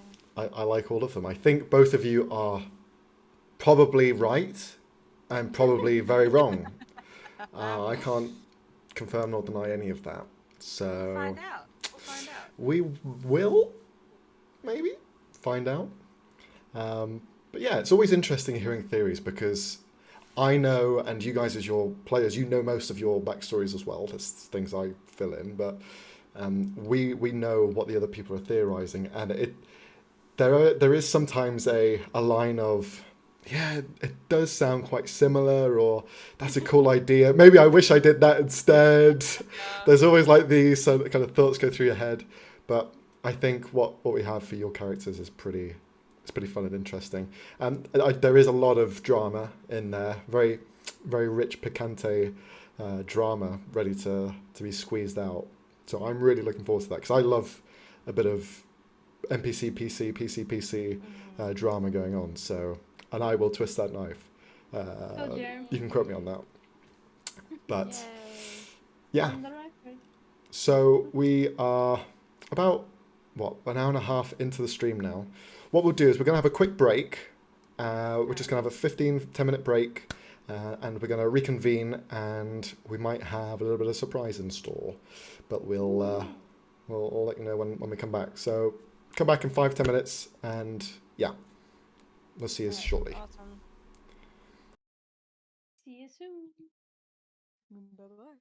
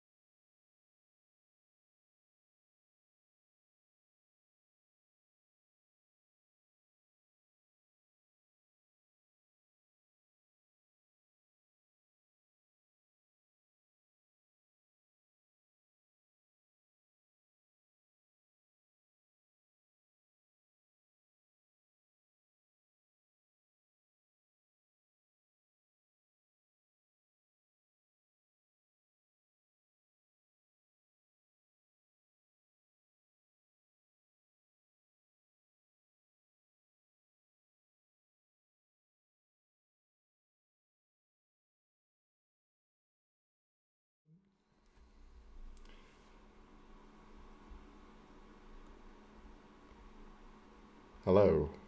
We're Hello. back. Welcome back. I might have to adjust the volume slightly because I think I reduced it before. We went on the break. But you've joined us for our second half. We are now ditching the discussion area of this portion, and we are coming up with something that we prepared.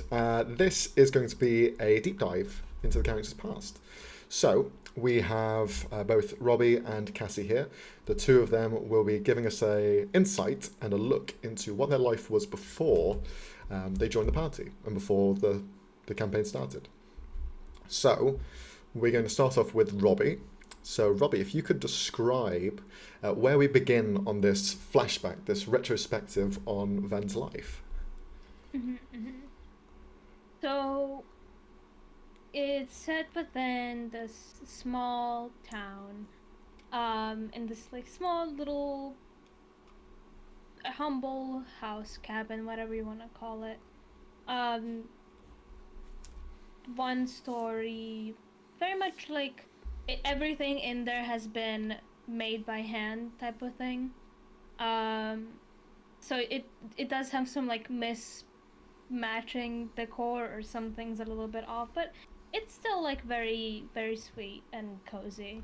And in a separate bedroom, Ven is just curled up, hogging a blanket, in the early morning, kind of just waking up slowly, groggling. You know, like the whole I've got 5 more minutes, it's fine.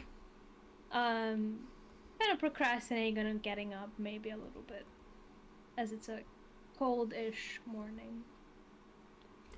As you're just there resting and looking through the window, you can see that this town is it's a bit more frigid. It has a bit of a mist that holds in the air even towards the later parts of the afternoon. There is slight bits of frost around the edges of the window, and if it were to be open, a cold air would shudder through, meaning there is a reason why Ven is so blanketed up at the moment and covered in heavy, thick quilts. But as you rest there, Ven, you do hear a slight knock at the door. Ven, are you awake? Yeah, I'm awake. Just quickly gets up, puts on his clothes, opens the door. What? Hey, good morning. Good morning. You see Balta there, your father, just kind of standing there, dwarven figure. If you want to describe Balta for us. So he's a dwarven man. Not really like on the super short side like the Dane. He's average.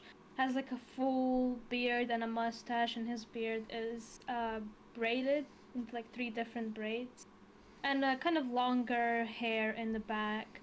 Also dressed very humble in these like greens and browns. Probably has some kind of like tool belt around him as well. But yeah. He does seem a bit older than most dwarves. He has a bit of a crow's feet in the side of his eyes, some wrinkles, and some. Even though the climate here is a bit colder, he definitely has that slightly reddish tinge to his cheeks from being out in the outdoors for so long. As he kind of like looks at you, looks up towards you. You said you were going to help your mother get some stuff from the shops. Are you still all right with doing that? Yes. I'm sorry, just a slow morning. I will be doing. Do you have the list, maybe? I do. I always make a second one just in case, because Cecilia, she always loses it, and he kind of hands you the paper. Not too much, just a couple of things here and there, just for the bakery. But if you can just get that for us, that'd be grand. I will. I will get to it immediately. I just need to get Mark ready for school. Oh, that's all right. then He's still get just ready. napping in the other room if you wanna wake him up. It is a little bit late, but it's cold out and snow's about to come in, so should be all right. Yeah, I'll go wake him up. He can be a bit grumpy in the mornings. No, he can be better you than me. You see, he just smiles and begins to head off. Right, I'll see you a bit later on then. I'm just going to do some work and building one of the nearby houses. There's a few more people coming in. Town's growing, it seems. Oh, that's fun. New people are always fun. But I'll visit you guys in a bit. And Will gives do. him a hug before he goes. All right. Say hi to Mark for me, and he begins to head off. Ben's gonna close the door behind him and like slowly enter Mark's room, trying to not wake him up immediately or suddenly. Hmm. As you kind of like walk into the room, you just hear this surprise as someone jumps onto your back, climbing up, trying to grab onto the back of your pants and trying to climb up your back. You see the small Mark just beginning to kind of monkey climb his way up. I've been waiting for you all day, and as he begins to climb up higher. Oh, you scared the. So you've been up the entire time, huh? No, Come here, you little rascal, and kind of like no. You picks begin. him up from his back and puts him down on the bed. Could you describe You- Mark for us as well? So, human child around, I guess around this time he would be 8, 9, Yeah. something like that. Very curly, kind of like between light brown and golden hair. Very, very dark eyes, kind of like freckles on his face, slightly tanner skin, and almost every single part of his wardrobe is some kind of shade of green, uh, or like adorned with like little what are they called? When you sew in like the little patterns, what the fuck? Like stitching? Yeah. Embroidery of like insects or reptiles or Mhm. amphibians of some kind, or on that kind of theme.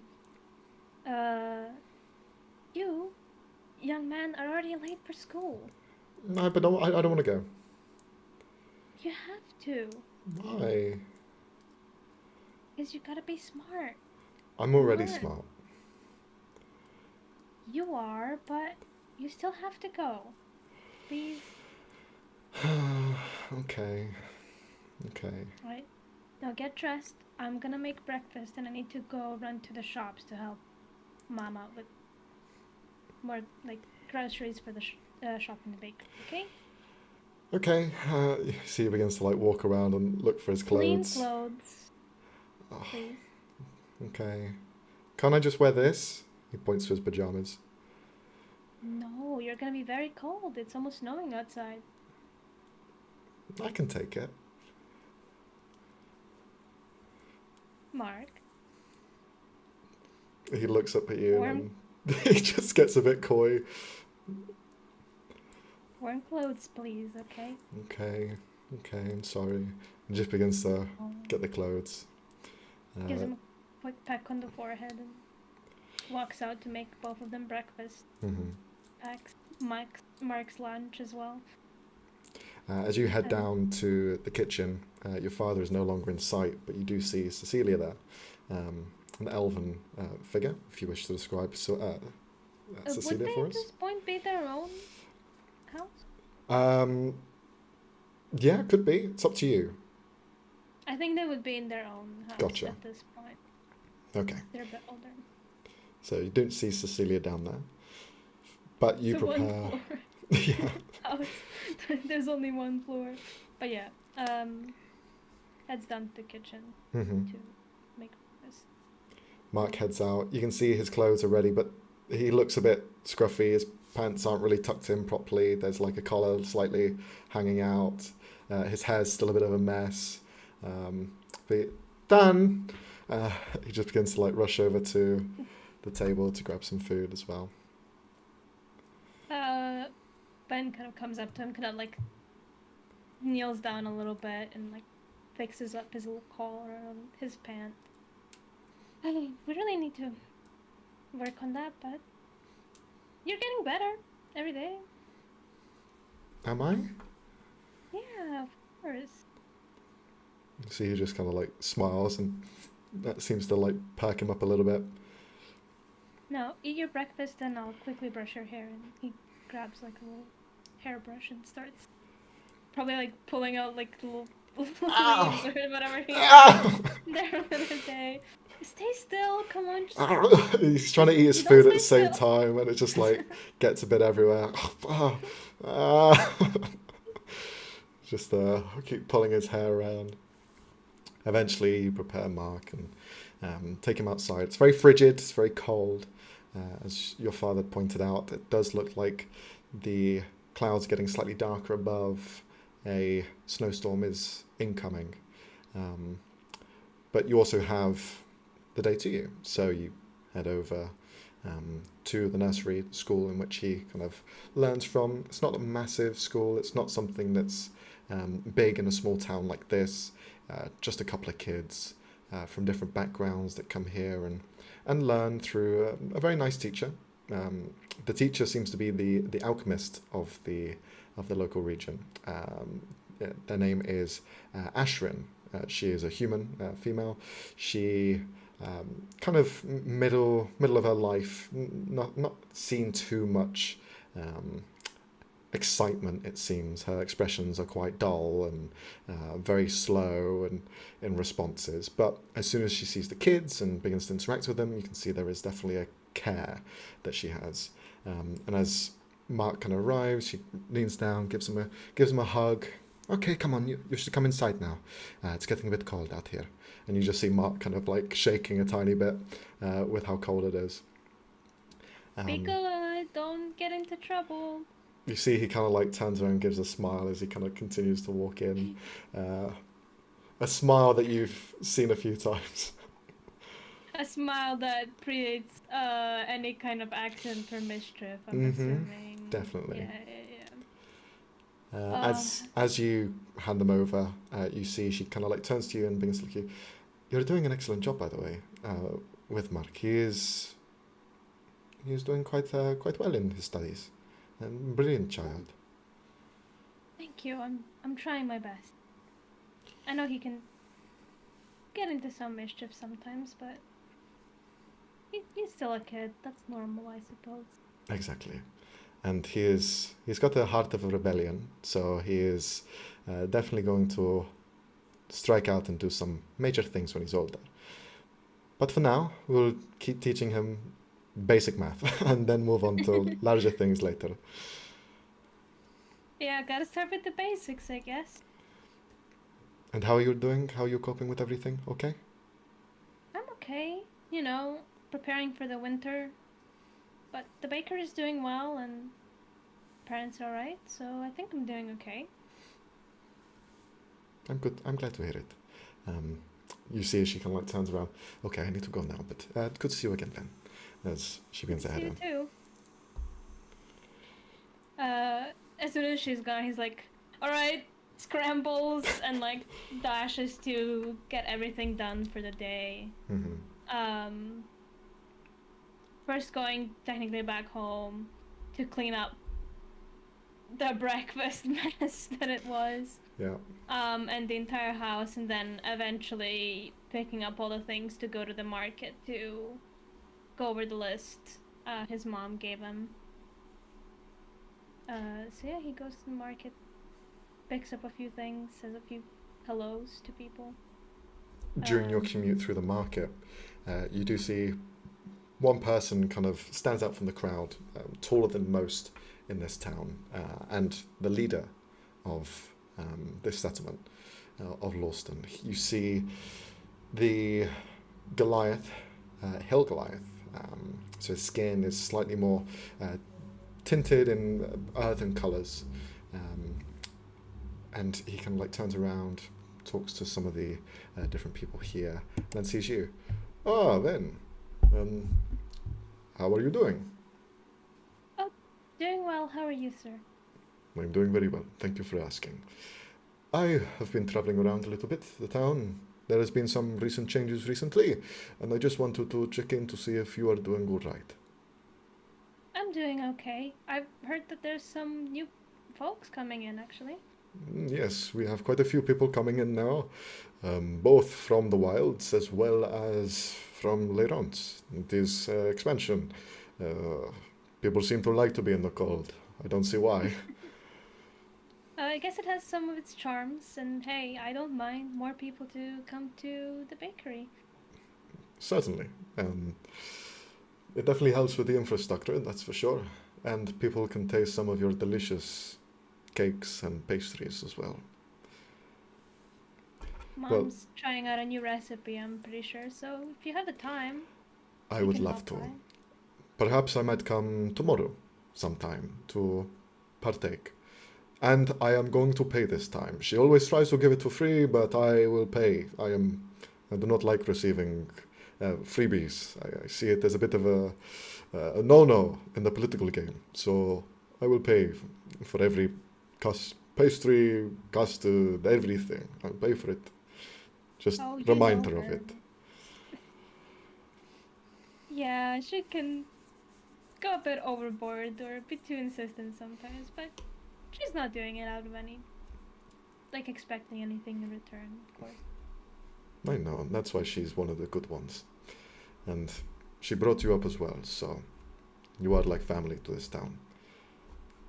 And if you need anything, then, if you need help with Mark or yourself looking to build or create something for yourself, just let me know. I'll be here to help you. Thank you. I really appreciate it. I do consider everyone here my family as well. And I'm sure they feel the same way. Alright, time to check in with the others. Have a good day. You too. But he turns to go get the rest from the list. Kind of helping out probably some other people he knows along the way, Mhm. like neighbors, carry boxes around, or babysitting for an hour or something like that, and then Yeah. eventually manages to get back to the bakery.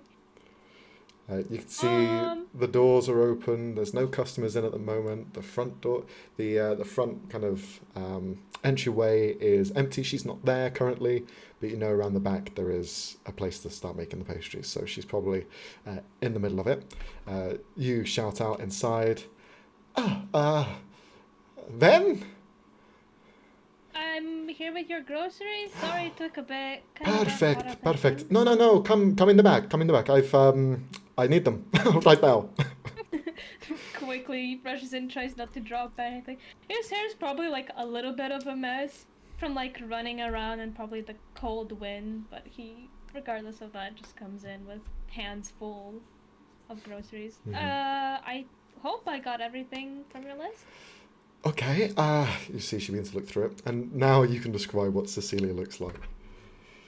So she's a bit of a taller elven woman with this like wavy purplish hair, tied in a ponytail, like a lower ponytail. She has this like she is pale, but she has this like bold uh pink lipstick on, and like these little cherry earrings, and generally like purple and white clothing. Very like cutesy almost outfit, and inspired by some of her dishes. So yeah, she and pink eyes to, match her Mhm. lips. You can see she's kind of going through the groceries that you brought over. Okay, very good. All right, 3 of those. I put this to the side. Excellent. Did you get Mark to school? Okay. Yeah, it's all good. Bit of a cold morning, so I guess we both took our time a little bit. That's understandable. This town You isn't didn't help you? the nicest of places to be long term. Not very seasonal, unfortunately. Oh well, you stayed here for a long time. Yes, well, when it is your home, it is your home. So, yeah, you get used to it. Yeah, I think I'm used to it at this point. She- Breezy cold.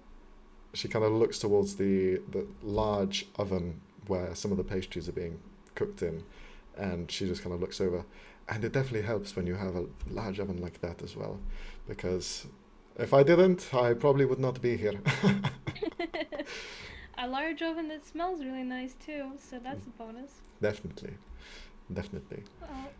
Do you need help? I can run the shop up in the front. Do you need? You see, she kind of like looks around. Oh, sure, sure. You can help out if you want. I just need some things moved around at the front desk. If you could organize them, as well as make way for. I have a tray of pastries coming out shortly. So if you could move those at the side, that would be great. Yeah, for sure, no problem. Okay. Know my way around here. He walks out. Starts rearranging things, almost like on autopilot. He's not even thinking about it. A little lost in his thoughts, trying to catch up to his thoughts after running around the entire morning. So you begin to kind of organize the front and make it all presentable, sweeping up some of the areas where she kind of just left a bit of a mess, some powder on the ground from bits of the bakery just going awry in areas. You just begin to clean up and spruce it all up. As you're there behind the counter, just readying and waiting, the fresh batch are brought in, and she's 1 second. I'll bring the second load in, and I'll be 5 minutes. 5 minutes, and then you can leave. She just kind of continues with that. Whilst you're kind of semi-distracted there, you hear a ding-ling, ding-ding-ding-ding at the front of the door, and you see an individual just stood there, looking towards you with just kind of an awareness in the surroundings, and just kind of looking at the pastries in front. You see he begins to walk over and investigate them and gives a wide smile. Oh, are these all made by yourselves? Some of it is by me, some of it is by my mom. She's not here right now, but she will be here soon.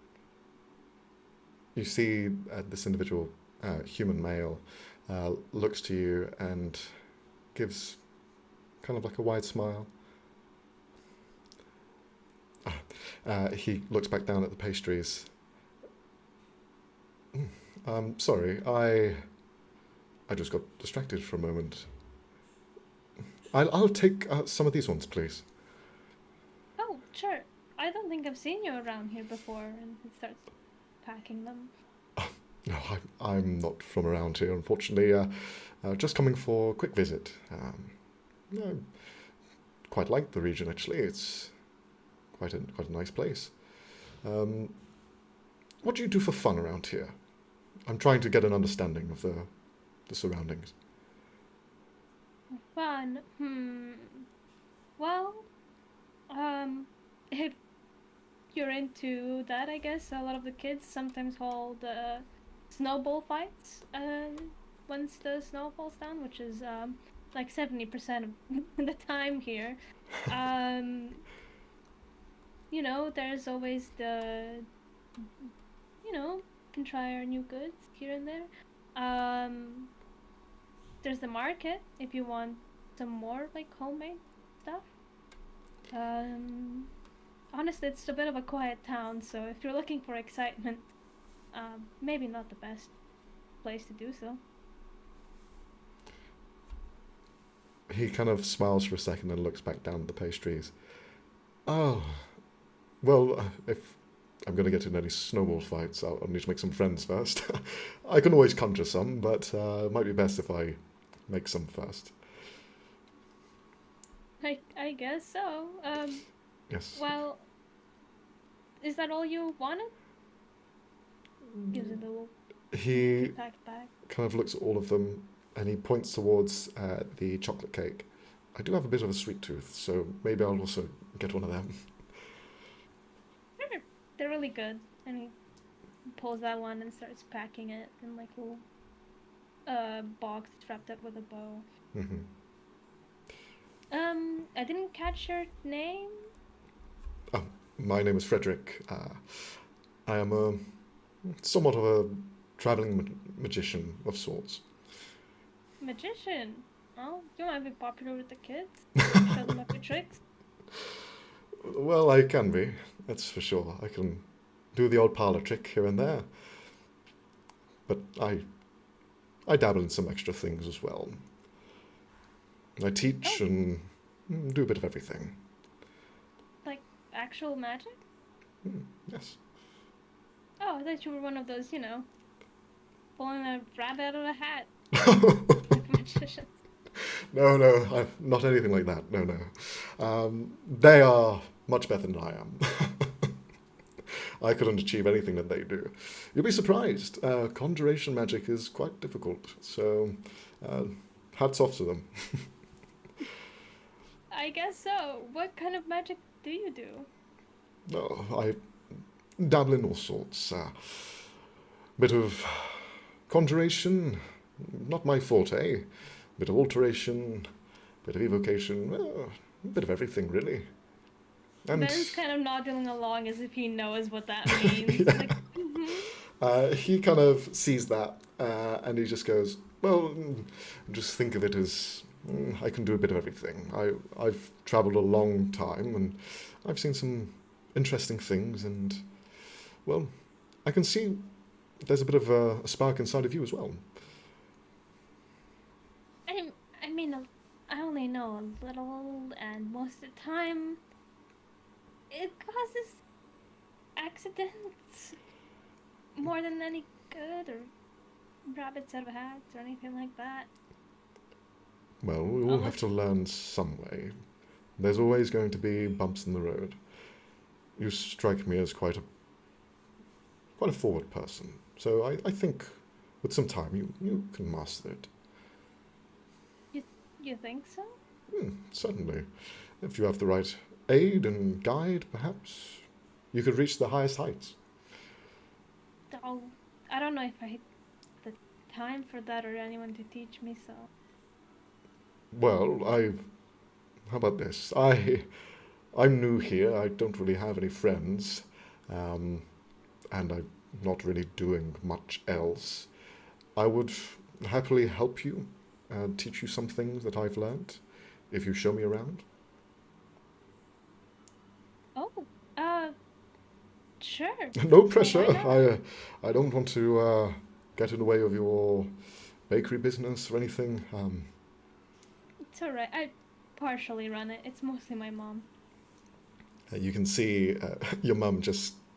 She's had the new pastries in her hand for a while. She's just leaning against the doorway, just waiting for you to kind of finish your conversation. Oh, hey, this is my mom. Sorry, let me take that for him. He takes the, platter of, hot, hot pan, but he doesn't think of it. Ow, ow, ow. Hmm. You take it from her and she just smiles and gives a wave to the individual and heads back into the back. Well, how about this? I can try to make some time tomorrow and we can meet up and you can show me the basics, I guess. And I can show you around town. You see he kind of looks at you and gives a stern smile. That'll be lovely. And I'll probably not have any pastries left after that point, so I might have to come back and get some more as well. They seem like a good way of making friends. Hey, you know what they say. Way to a person's heart is through their stomach, or that's what at least my mom says. So I don't know if it's true, but hey, they're good pastries. Wise woman indeed. Well, thank you very much. And you see he takes the pastries and the small gift wrap box of the orange, blood orange cake, and he takes it with him. All right. Where am I meeting you, by the way? Here or? Yeah, here, why not? We can grab some pastries and eat them along the way then. Okay. I'll see you then. And See you. he walks through the door. You standing there just kind of like, he paid for them, you begin to put the coin away and into its depository, and you just see your mum leaning against the door side. What was that? Just a newcomer? Town? Ah, newcomer. Is that what we're calling these things now? What are you implying? Nothing, dear, nothing. And He's it would be nice to have some friends, okay? She just waves it off a At little this bit. point, I spend more time with kids Mark's age than people my own age. It would be nice to just have a friend and not, like the rest of the guys. She walks up to you, and she just kind of like puts the hair away from your ear, and just looks at you for a moment. Then you can do whatever you want, as long as you're happy. We're happy. If that's with kids or not, you can do whatever you like. You could be one of those magicians if you wanted to. I mean, if I did learn a bit of magic to properly control it, maybe I could do more good for the bakery rather than, you know, accidentally starting a fire. And there's only once. You don't have to keep bringing it up. These things But I happen. feel so bad. Don't be, dear. Don't be. You just seem nice. And if you can help me out with magic, then maybe, I don't know, we can be even more efficient or something. I don't know. I don't know what I can do with my magic yet, to be honest. All I could do is, like, I don't know, sometimes heal Mark's little wound. Scratch on the knee, but that's about it. She rubs the side of your cheek, and she'll just say to you, "Do you want to be in this bakery forever?" I mean, I don't mind. It's nice here. I have a life. A cozy life. But you can do so much more then. I know you can. And he seems like he knows as well. I don't want you to be stuck here forever, like me and your father. I want you to see the world, to see everything.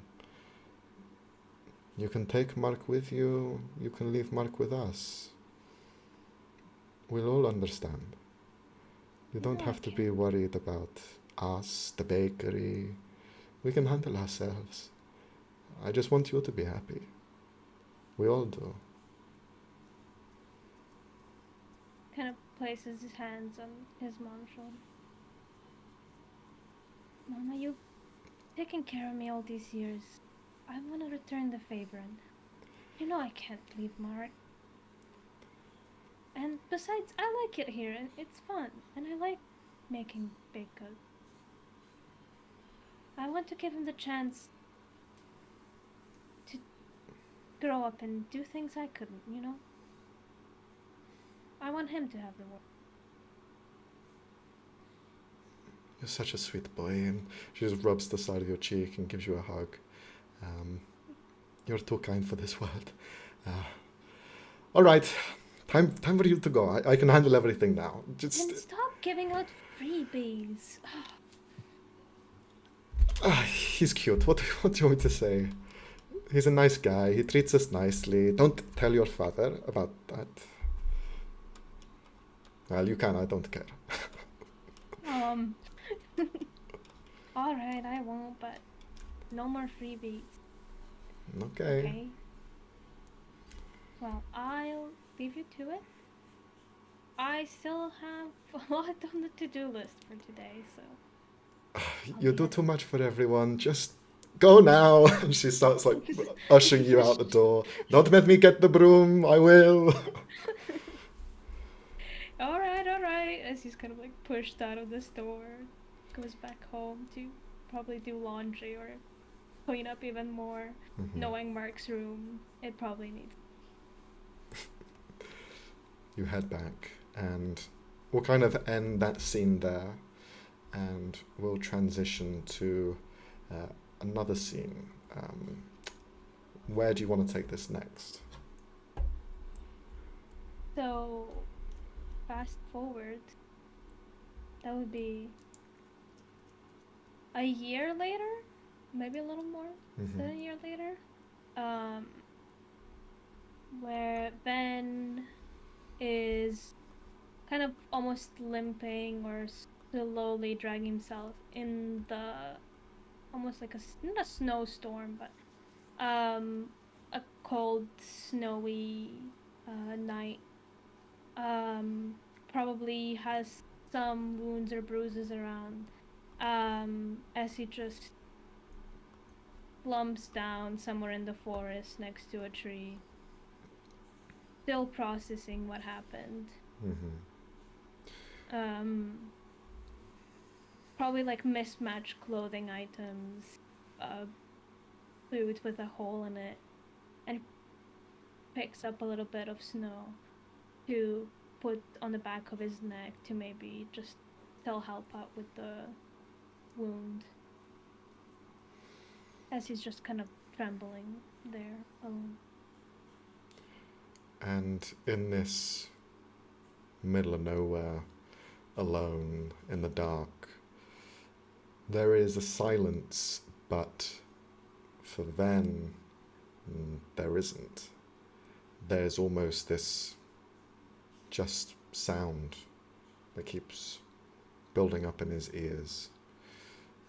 Like his brain is almost vibrating and creating this whining pitch that just continues to rack inside their brain. You are now starting to feel the cold on your fingers as your hand is holding onto the ball of snow. The tree in which you have your back to, you can feel it cold to the touch. There is a mist from your exhales and a stinging sensation when you breathe in. The exhales, they almost turn to small fragments of ice particles. It is that cold. And in that moment, there is just this sensation that this is the end. Where can it go from here? There's nowhere else to turn to. And then the noise just stops. The cold breath is now warm, and your hand melts away the snowball into water. You can feel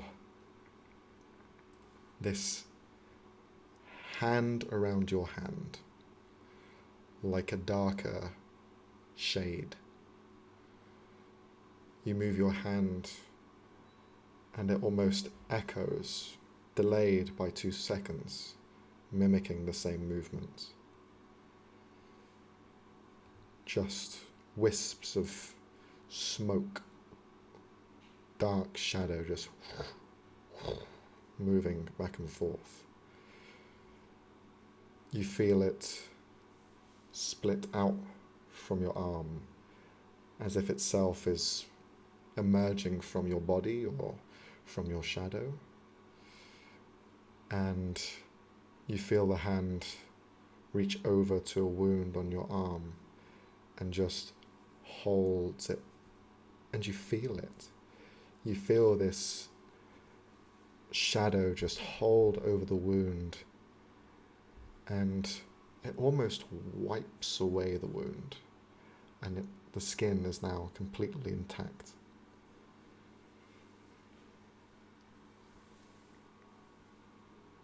I think Van looks up towards whose hand is this? As he probably thinks like, oh, I've lost it, like I'm losing it. But after seeing the like wound swept away and the pain of it gone, I'm assuming he looks up to see who it is.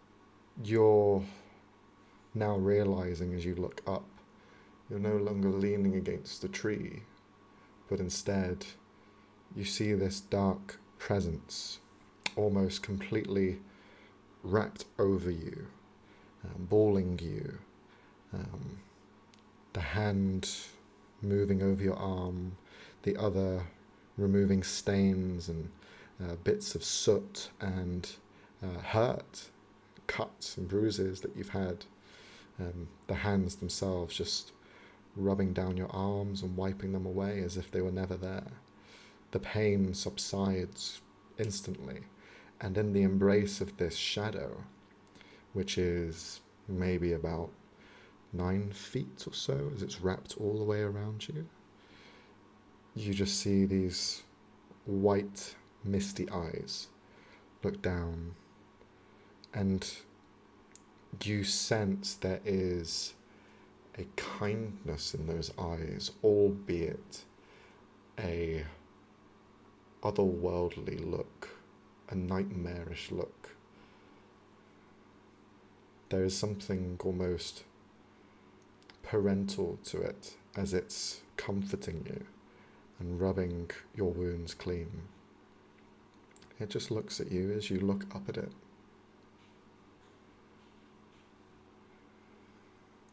Then does get a bit spooked. He kind of gasps and crawls away from it, like backwards. Like, what are you?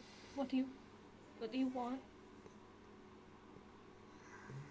You see it like tilts its head to the side slightly, and you see the form almost like flickers slightly, and you see it shift in stature, and you begin to see it kind of almost mimic your movements, and then it itself stands up. I know I'm a sudden appearance, and I apologize for not making myself known.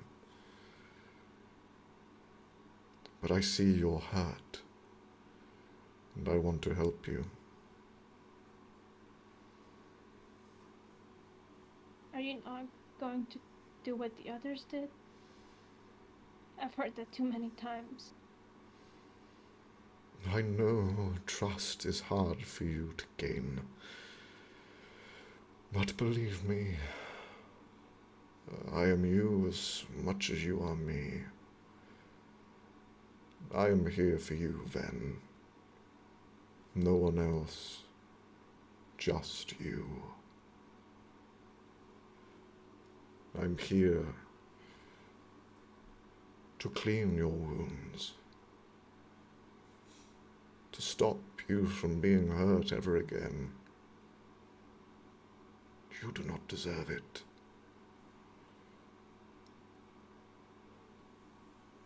How can I trust you? How can I show you? Tell me what I can do. You won't use me, right? Never. You've been used too much. He kind of walks over closer and leans down.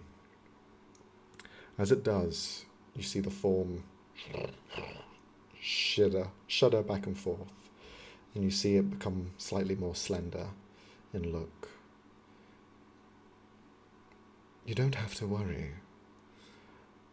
I'm not here to hurt you, Ven. I'm here to help you. The path you follow is one which I can help shed light.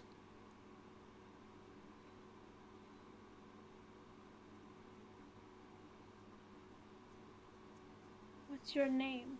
Can you at least tell me that? My name is Melody. As they say that, you see the form shift. My name is Discord. So, why me? You two could help out anyone. You see for a moment they look confused. There is only me. There are no two people here. and I could feel your pain. I could feel it. It hurts so much, and it makes me angry. To feel your pain, then, is a tragedy. A tragedy that should not finish, but yet be redeemed into something beautiful.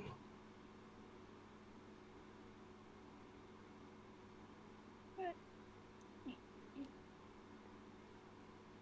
assuming you know me, you know what I did, and are you... You're fine with that? They look over in a direction where you came from.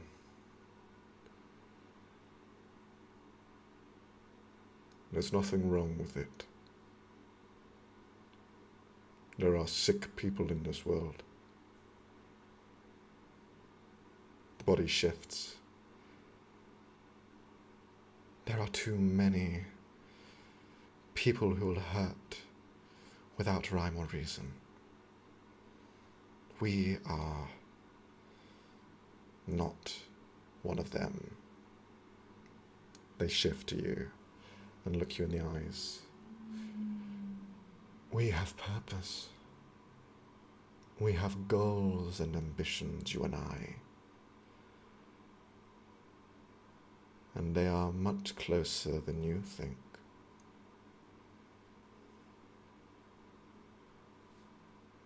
Is there a catch? There is never a catch. Everything will be open between you and I.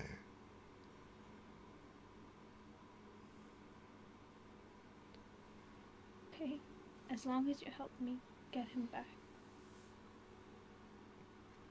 You see that the shadow itself, although holding a very stern demeanor, you see the eyes almost narrow, as if they are smiling. We will. And we'll make sure that he knows who did it.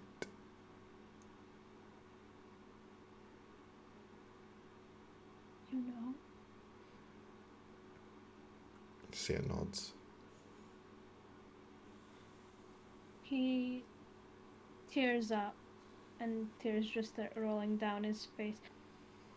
Maybe in pain, but maybe also in a sense of relief, and he tries to go in for a hug, out of just desperation or need to feel some kind of warmth from something. You reach in and you feel the body. It feels warm. And you're tall, but they are slightly more amorphous in size, and they stretch taller than you, although being maybe skinnier in some proportions. You wrap around and you just feel the hand go into your hair. Don't worry. Don't cry for yourself. Cry for them.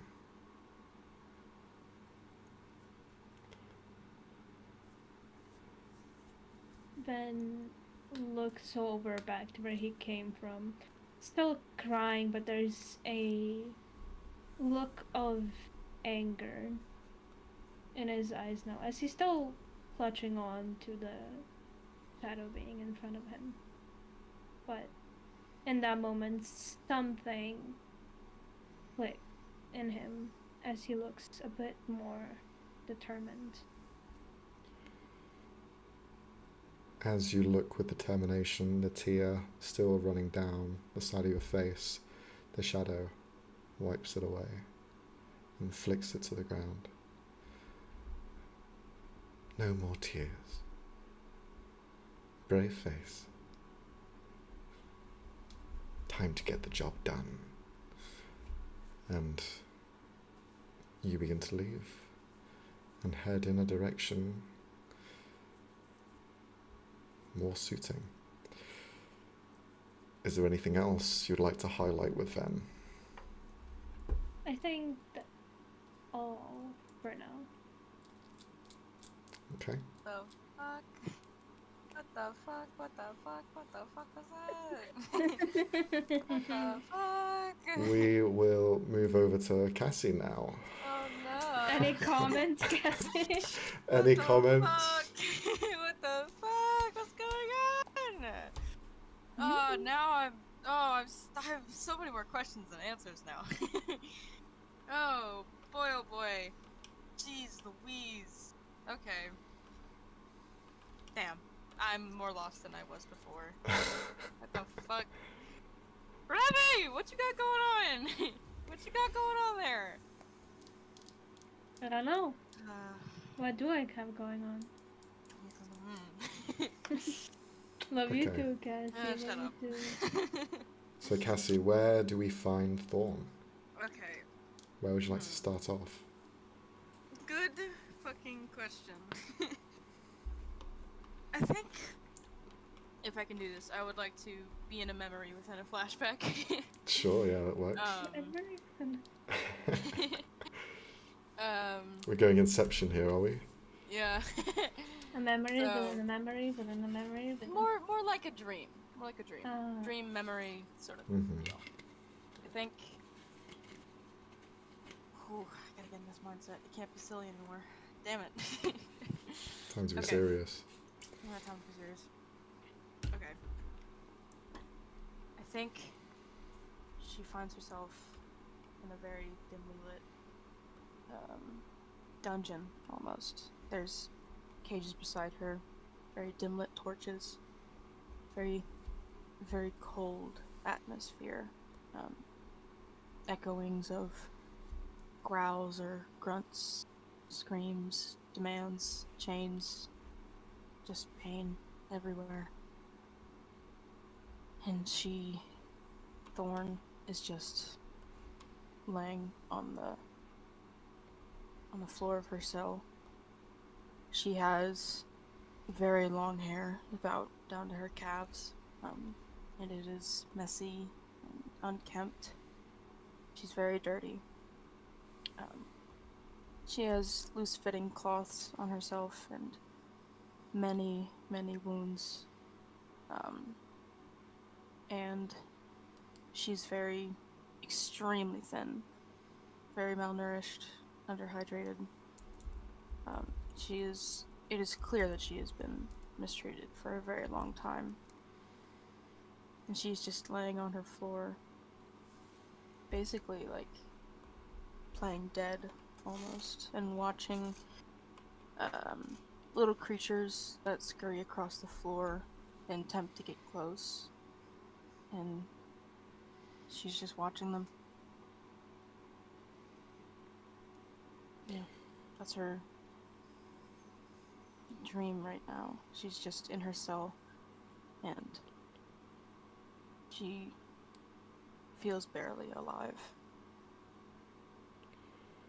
You watch as these small animals, rodents and insects that have just snuck in and run through the cells. They are on the other side of the bars, and you watch them just scurry around, seemingly gnawing on bits of blood that have been left stained on the ground, and some bits of like hair or something that's just been left. You watch them as they continue and continue. Then you see a small hand reach out through the bars and grabs one, and you hear it begin to squeal. Just this like small rodent in its hands. It wakes you up from this stupor as you turn to see one of your neighbors in the other cell, a small girl who has caught this tiny rodent and is kind of like holding them in their hand. She kind of looks at them and begins to examine them slightly. Would you like to describe who this is? Yes. This is a girl around my age at the time. And she has dark skin, green eyes, and again, same kind of clothing as me. A few, the tips of her fingers are missing, not a lot, but just a few. And instead of natural hair, um, it seems like her scalp has been damaged heavily, and there are dead snakes that have been sewed into her scalp. Um, and that's my friend Kiara. She, now having caught this small mouse, you see she's just kind of like talking to it. Oh, hello. Hi. She's just kind of like pulling her around. Thorn! Look what I found. Yeah. Thorn, she immediately scampers towards the nearest to her cell. You got it? Yeah. She kind of like holds it in her hand. It is biting me though, so I don't really know what I'm supposed to do with it. Smash it. Smash it on the ground. Really? Yeah. What else are you gonna do with it? But Why'd you catch it? Well, I don't know. It looks cute. Do you need me to do it? You hear from behind you a more kind of burly voice. Just smash it, please. Just smash the mouse. Okay. Sorry, Benjamin. Smashes the mouse onto the ground. You hear the big guy. You didn't have to call it my name. Yeah, that was kind of rude. That's not nice, Kiara. And she just keeps smashing this mouse against the floor. It's now a slight bloody mess as you see her eyes widening as she keeps doing it. Kiara, stop! Don't have to keep doing it. I'll snatch it away from her. She has like So a much. bloody soaked hand. Ah, sorry. She grabs one of the snakes and wipes the hand against one of the dead snakes. Did you want it, or did you want to share? You can have it. I'm bored now. And you see she begins to walk off to the other side of the cell. And she just begins to skip. She just begins to la la la. She begins to skip amongst herself. She has a bit of blood still on her hand, and you see she's goes la la la la, wiping against her face. She turns around, looks towards you. By the way, I've started to make a new outfit. This one is a bit more rags, and she kind of like begins to strut her stuff, and you can see what she was wearing, kind of like a loose skirt of some kind with a small top, but most of it has been kind of like shredded to pieces, and she's kind of over time just like knitted them or bound them together in different formations and styles. Not much to work with, but she's trying to keep herself entertained. This one seems to be almost slightly abstract in its look. One shoulder is slightly higher than the other. You can see one of the legs is completely covered while the other one is completely bare. And she just kind of like looks around. How does it look? Do I need to add some of Benjamin? And she begins to rub it over her face. I think Thorn just looks over and she's like, "You look great, Kiki." And then she sort of scampers over to the other side of her cell, and she holds out the rat and she's like, "Do you want to share it?" You see this tall figure. If you could describe Benjamin for us. Yes, Benjamin is a very very tall, very lanky, very pale angel. He has this long platinum blonde hair with the dimmest of halos around his head, and just these piercing blue eyes. And he also has a lot of scars, and they're more like surgical almost, like he's been tactically cut apart. And he also has only one arm on his person, and that's Benjamin. As he's just kind of leaning against the cell bar, he turns and looks in direction. I don't need it, kid. You can have it. You need all the strength you can muster. Thank you. And then she does something gross where she just breaks apart the rat, starts eating it. You know, leaving out the nasty parts. And she's every other sound she's alerted and just terrified out of her mind. As you're eating the rat, you see Benjamin still his head against the cell bars to yours, begins to look over. Well, hopefully that'll last you a few days of energy. Siren's men aren't necessarily too forgiving with meals. Yeah. You really could have had some. I'm not that hungry. I don't need it. I'm pragmatic. I don't know what that means. It's okay. It's okay. Are you okay? No. He looks towards his arm. The one that's missing. And sometimes I feel it. I feel it there. Like a ghost. It's strange. Having something and then not anymore. But we all know what that feels like. Yeah. I just wish and I hope that wherever it is a gripping, and he uses his other hand to demonstrate, around Siren's neck until his eyes pop.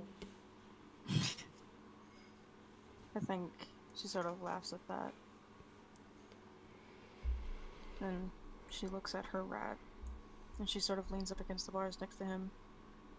She says, Do you think we're gonna get out of here?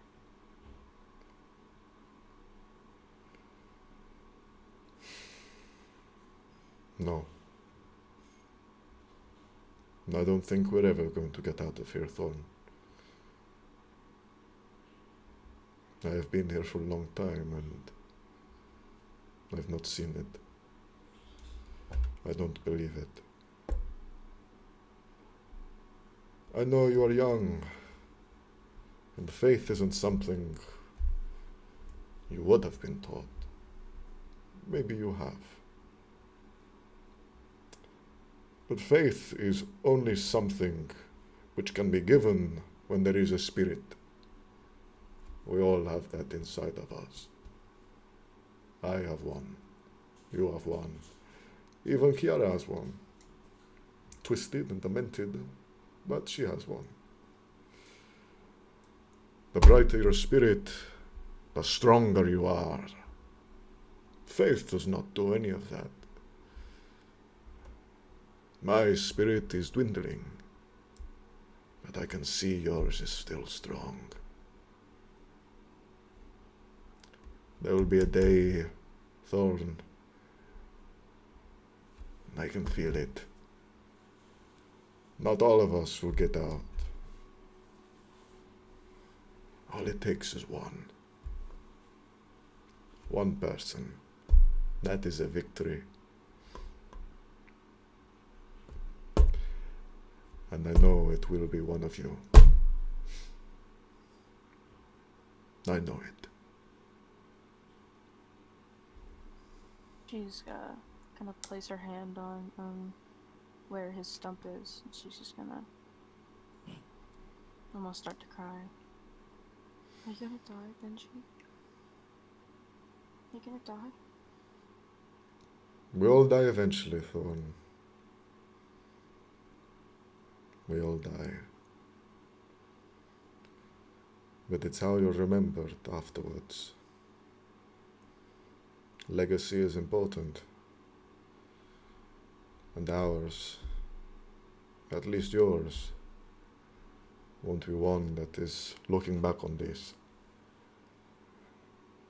10 years, 20 years, 30 years, however long it takes, Thorn.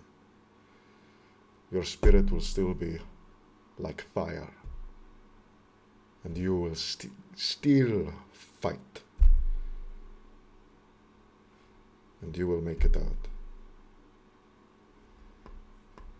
You will.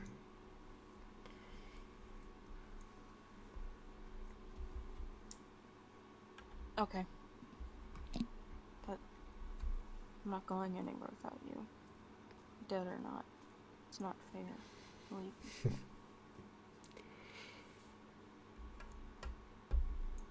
I appreciate it. You're a good heart. Don't let whatever Siren does to you change that. He couldn't if he tried. That's right. Again. Pop.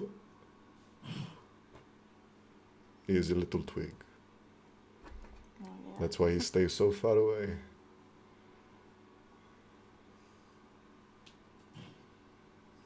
Yeah. I'm gonna kill him. One day, I'm gonna kill him. And it'll be me. It has to be me. He leans down and Benjamin is looking at a young girl. And as sick and twisted as it is, he looks with a stern face. And he looks at you and you will. You fucking will. I will. Sorry. People came in my room. Sorry. Fuck's sake. I have a few hours and this is it. Okay. Yeah.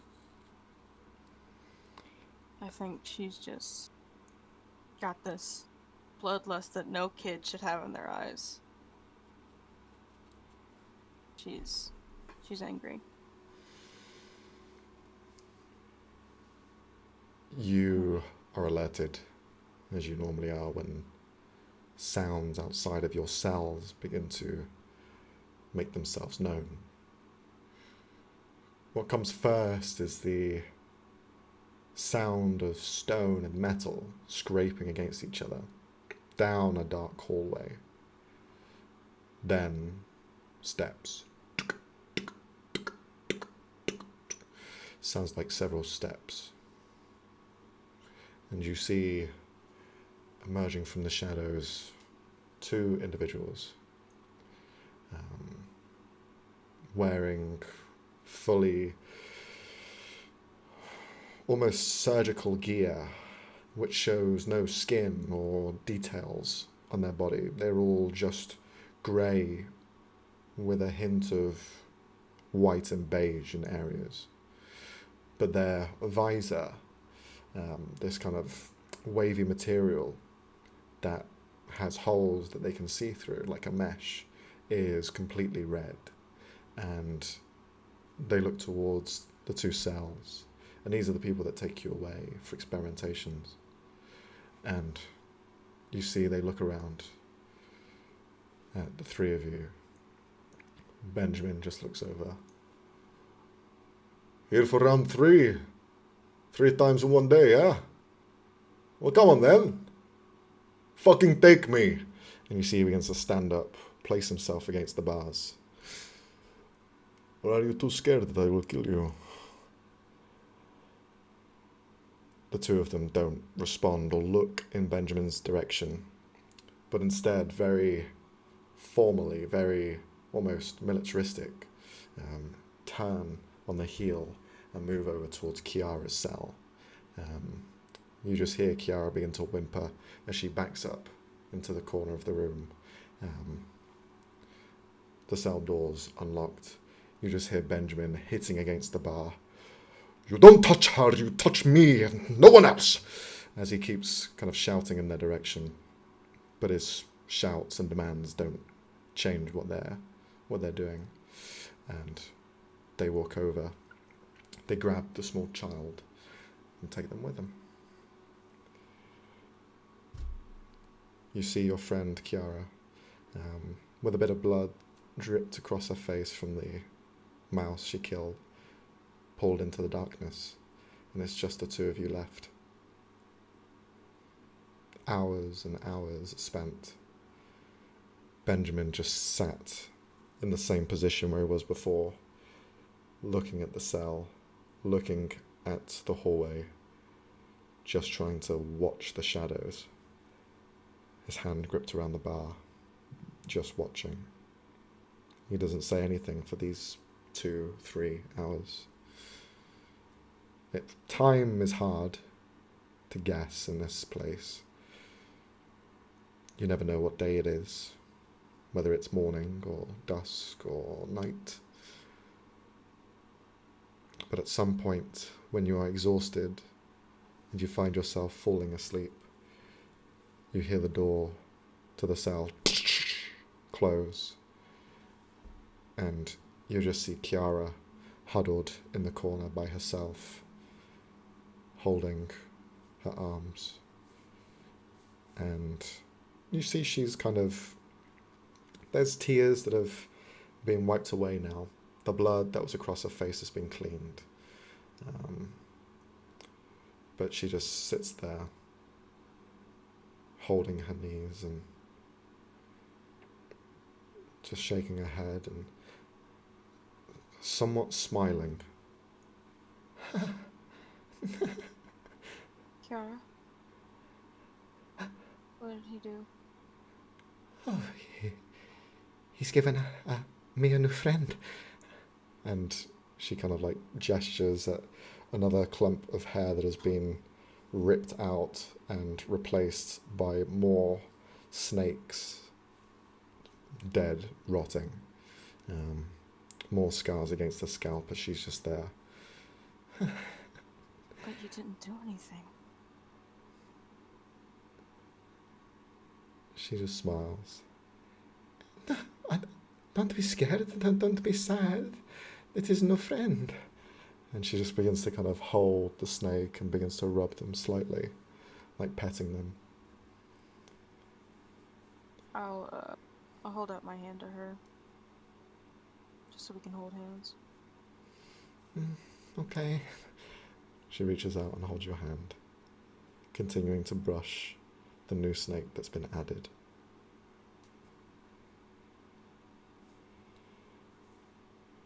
Benjamin looks defeated seeing this, and he just kind of slumps back down. Gonna kill him.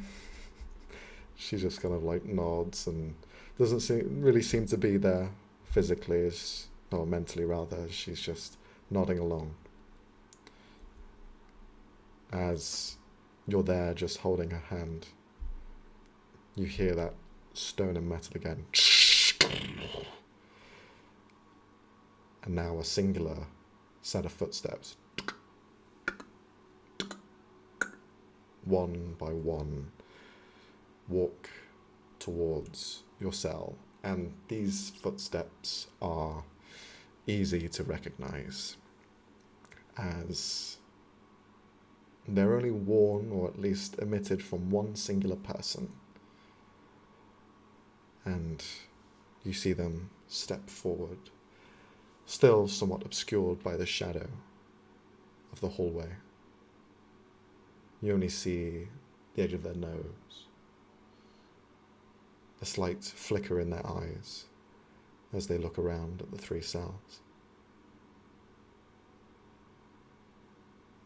Did you do that? Why did you do that? You see a sickly curl at the side of the mouth turns into a half smile. Because it's deserved, my dearest.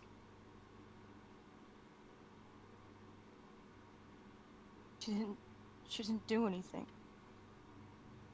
No, she did. You all did. Each one of you are here for a reason. You are to make up for your mistakes. And you are to make new benefits. Don't cry. Don't grovel. Don't plot your revenge. It's not coming. I think Thorn's gonna take the rest of her rat and she's gonna chuck it at him. You throw it. It hits the side of his cheek. And he reaches up. Rubs the blood in his fingers. Gives it a sniff.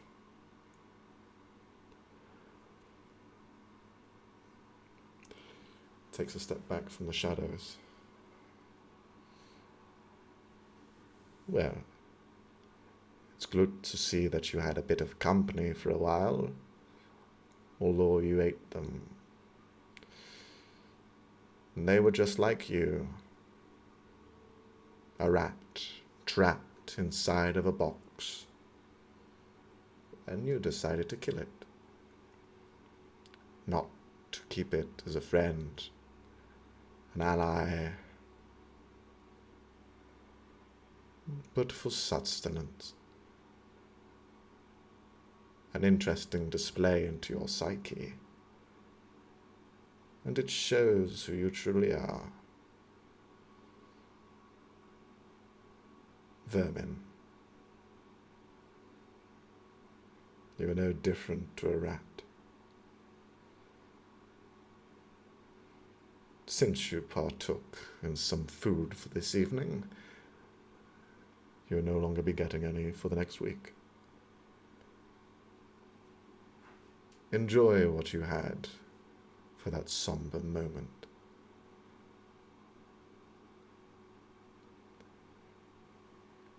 And you see he begins to leave.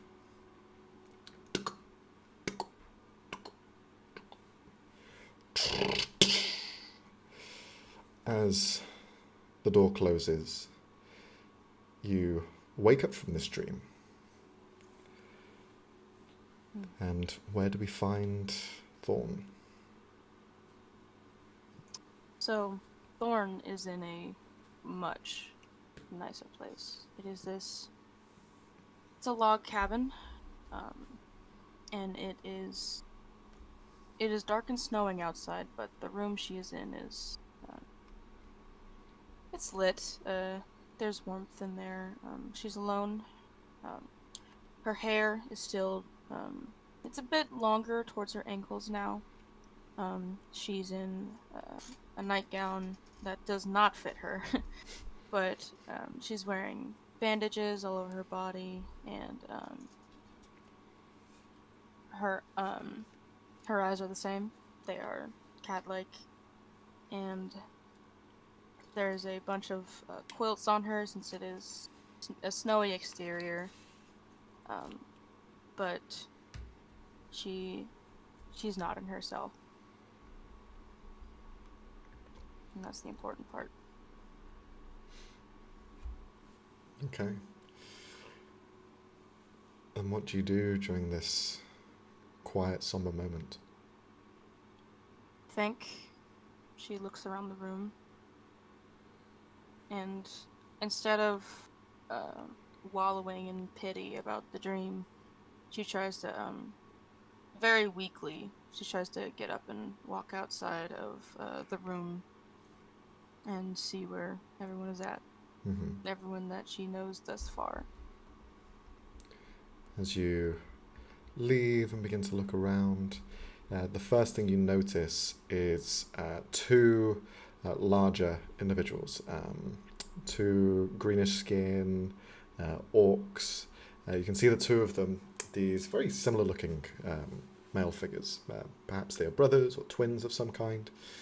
You see they are currently just like pushing each other around in the snow. You hear one of them just go, "You're fucking weak, aren't you?" I'm not weak. You just tricked me up, that's all.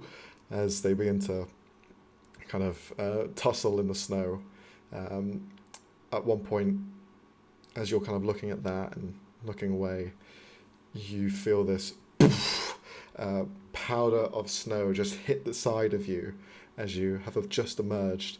You turn to see what it was, as you can see Tobias, one of the orcs, has just thrown a snowball in your direction, and you see he just kind of like looks there for a moment and begins to run. I think I think with that snowball, she like fully falls in the snow. She has no leg to stand on. She's so weak, and she just doesn't know what hit her, and she's just like, like what just happened? She does not. She's just been rocked. She has no idea what's going on. As you begin to kind of like stand up from this heavy hit, you see Tobias begin to run away. The other half-orc twin begins to follow him, Russell. "Oh, you can't do that to her!" As he just begins to like rush over and follow in his footsteps. As you're like pulling the snow off of you, you look up and you can see a drow figure. You see kind of slightly hunched in her stature, large kind of white bun of hair behind her tucked in tightly, some of the braids falling past her face. An older looking individual, very matron, motherly. You can see she looks down towards you. "Oh, Thorn, I apologize for the twins. They are a bit too rough sometimes." She just looks up at her and she's just like, "Oh, what just happened? What did you do?" "I think you need a tea," as she begins to kind of lift you up. "Oh, you might have to help me. I'm not too strong." She stands up, and even though it is snowing and cold outside, she doesn't feel it at all. But she helps the old drow woman inside.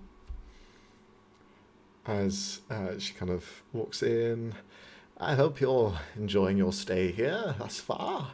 The twins seem to enjoy your company, although you are maybe not of their suitable age. They are just Well- kids." Well, you haven't tried to kill me, so that's a plus. "Well, I wouldn't say that was an attempted murder, but you can interpret whatever you wish. Free country and all." I'll get him back. And it is genuinely said playful, but from the looks of her, it looks like she's about to kill him. Mhm. Just try not to use a dagger. Don't use a What? stone in the snowball. We had that once. Didn't end well for Tobias. I don't think he's fully recovered. Yeah, what were they doing? It looked like they were fighting, but not really. I don't truly understand it myself. These children, they run around, frolic, throw shit over each other for no goddamn reason. I don't really understand it. It's beyond me. But they have fun, they giggle and laugh at other people's miseries, so fun, I guess, for someone. I mean, it did kind of seem fun. Well, you can join them if you like. She looks outside and then something comes over her and she just shakes her head. No, not yet. Not She yet. hands you a tea and she just begins to sit by your side. "Well, that's all right. At least you can keep me company for a little bit." Okay, I can do it. "Someone has to look after an old lady like myself." Yeah, I don't think the boys are doing that great of a job. "Oh, well, they're doing something. I wouldn't say they're doing a bad job. They're doing a poor job. doing something. Having someone do something for you is nice. Yeah, like Sienna. She's nice.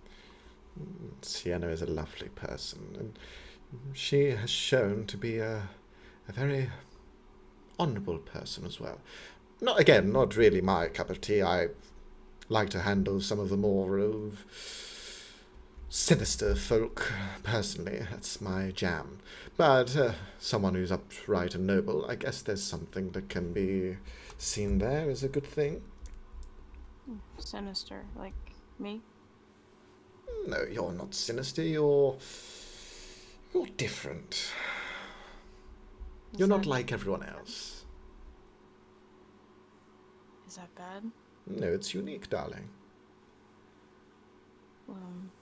What does unique mean? Unique is when you stand out from the rest. You are either better at something or perhaps even worse at something than the general public. It shows that at least you are different. And being different is special. Conformity is the worst way to live your life. Okay. Conformity is when you follow everyone else and just become an ant in a colony of ants. Everyone doing the same thing, blah, blah, blah. Who cares? Do something new, different. Spice up your life. So, that means you're unique too? I fucking hope so. If I wasn't, I'd be devastated. Yeah, you don't seem like a normal person, really. No, I'm definitely not. And there's nothing wrong with it. Everyone is a special person. Individuality is what you should be proud of. Who you are and what you represent. The past is the past, the future is the future, but you can only control the present. You know what's going to happen next, and you can shift it into the directions you want to see. You are your own compass. You will navigate through the land. You will find and explore different things. You will try mushrooms. You will go diving. Do whatever you want. Something different. Find yourself. Explore the unexplored. Yeah, but do I have to do that now? You don't have to do all of that now in that order. No, you can do it whenever you want, in whatever order you fancy. Even if you don't want to do any of that, you can come up with your own suggestions. Maybe even write a book. Write a book on things you would like to do. Maybe that will help. Spark some creativity and who knows? A bucket list, it's called. Miss Lysandra, Yes. there's somebody bad that's, I think, out to get me. How do I not be unique? How do I not? Well, for you, darling, it'll be quite difficult. You are more unique than most. You have a lot of aspects that make you stand out from the crowd. If you really want to hide yourself in a public space, obscure most of what you're wearing. Hide your hair, your markings.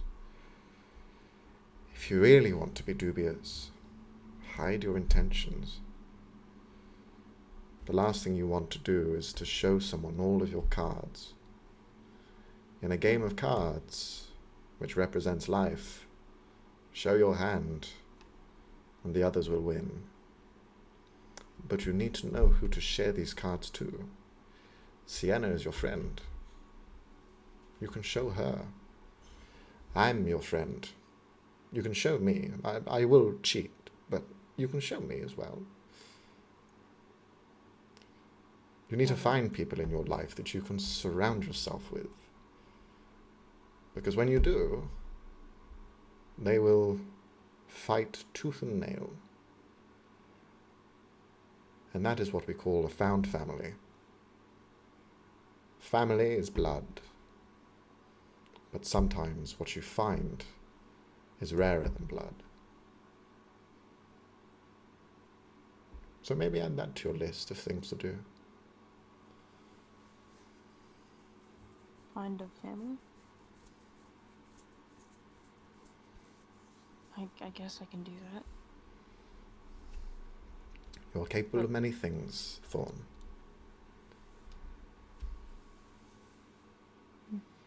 Yeah, I think I am. What do you want to do? I think she looks into her teacup and sort of looks at the slight reflection that's in it. She just, with full, deep intent, she just says, I want to kill the one that did this to me. She gives a small clap. Excellent. That sounds like a good place. Might not be the first thing on your list, but, add it. I'm You not can always strong bump it enough. up or down. Not strong enough right now. He's more powerful than me. I can't face him right now, but I'm going to kill him. I'll find a way. That is why you need to make more allies. Make more friends. And they will help you. Gain their trust. And you have another sword, another hand, another dagger to use in your arsenal. You can only hold so many weapons. I mean, I only have 2 hands, really. Well, you could use your feet. You put one on your kneecap. But, yeah, you have 2 hands. That's the metaphor.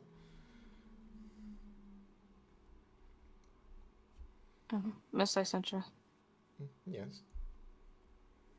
can you help me get rid of this? And I sort of just take a strand from the long hair, which is still a ungodly mess, even more so now. I can look into something, dear, but I can't make any promises. Curses like these are a rarity, for sure. They aren't easy to remove either. There's a long history of a muddled mess of water and not nice things. But I will certainly look into it. It's my cup of tea. She just cheers. I awkwardly cheers her with the probably very tiny cup. Miss Lycentra, you're telling me this doesn't go away? It's something you're going to have to fight on your own. Although the many friends that you will receive or find along your journeys, this conflict is inside of you. And it's something you will have to fight here, and she points towards your chest, but also up here. There are many demons and thoughts, bad echoes from the past that are still woven in your mind. You must conquer these first. Once you find that inner self is when you can start thinking about taking on this person who did it to you. Try before, and you will most likely fail. But conquer whatever is there, and then you can use it as a weapon against them.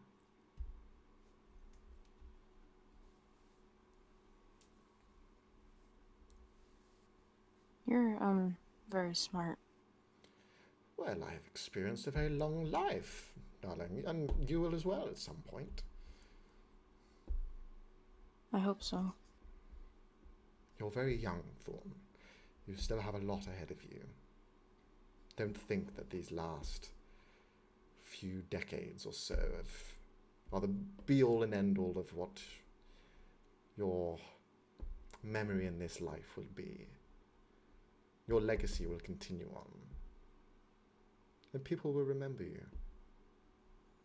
But for the things that you want them to remember you for. Not what happened. Not the person that inflicted you with so much pain. You show how you want to be perceived.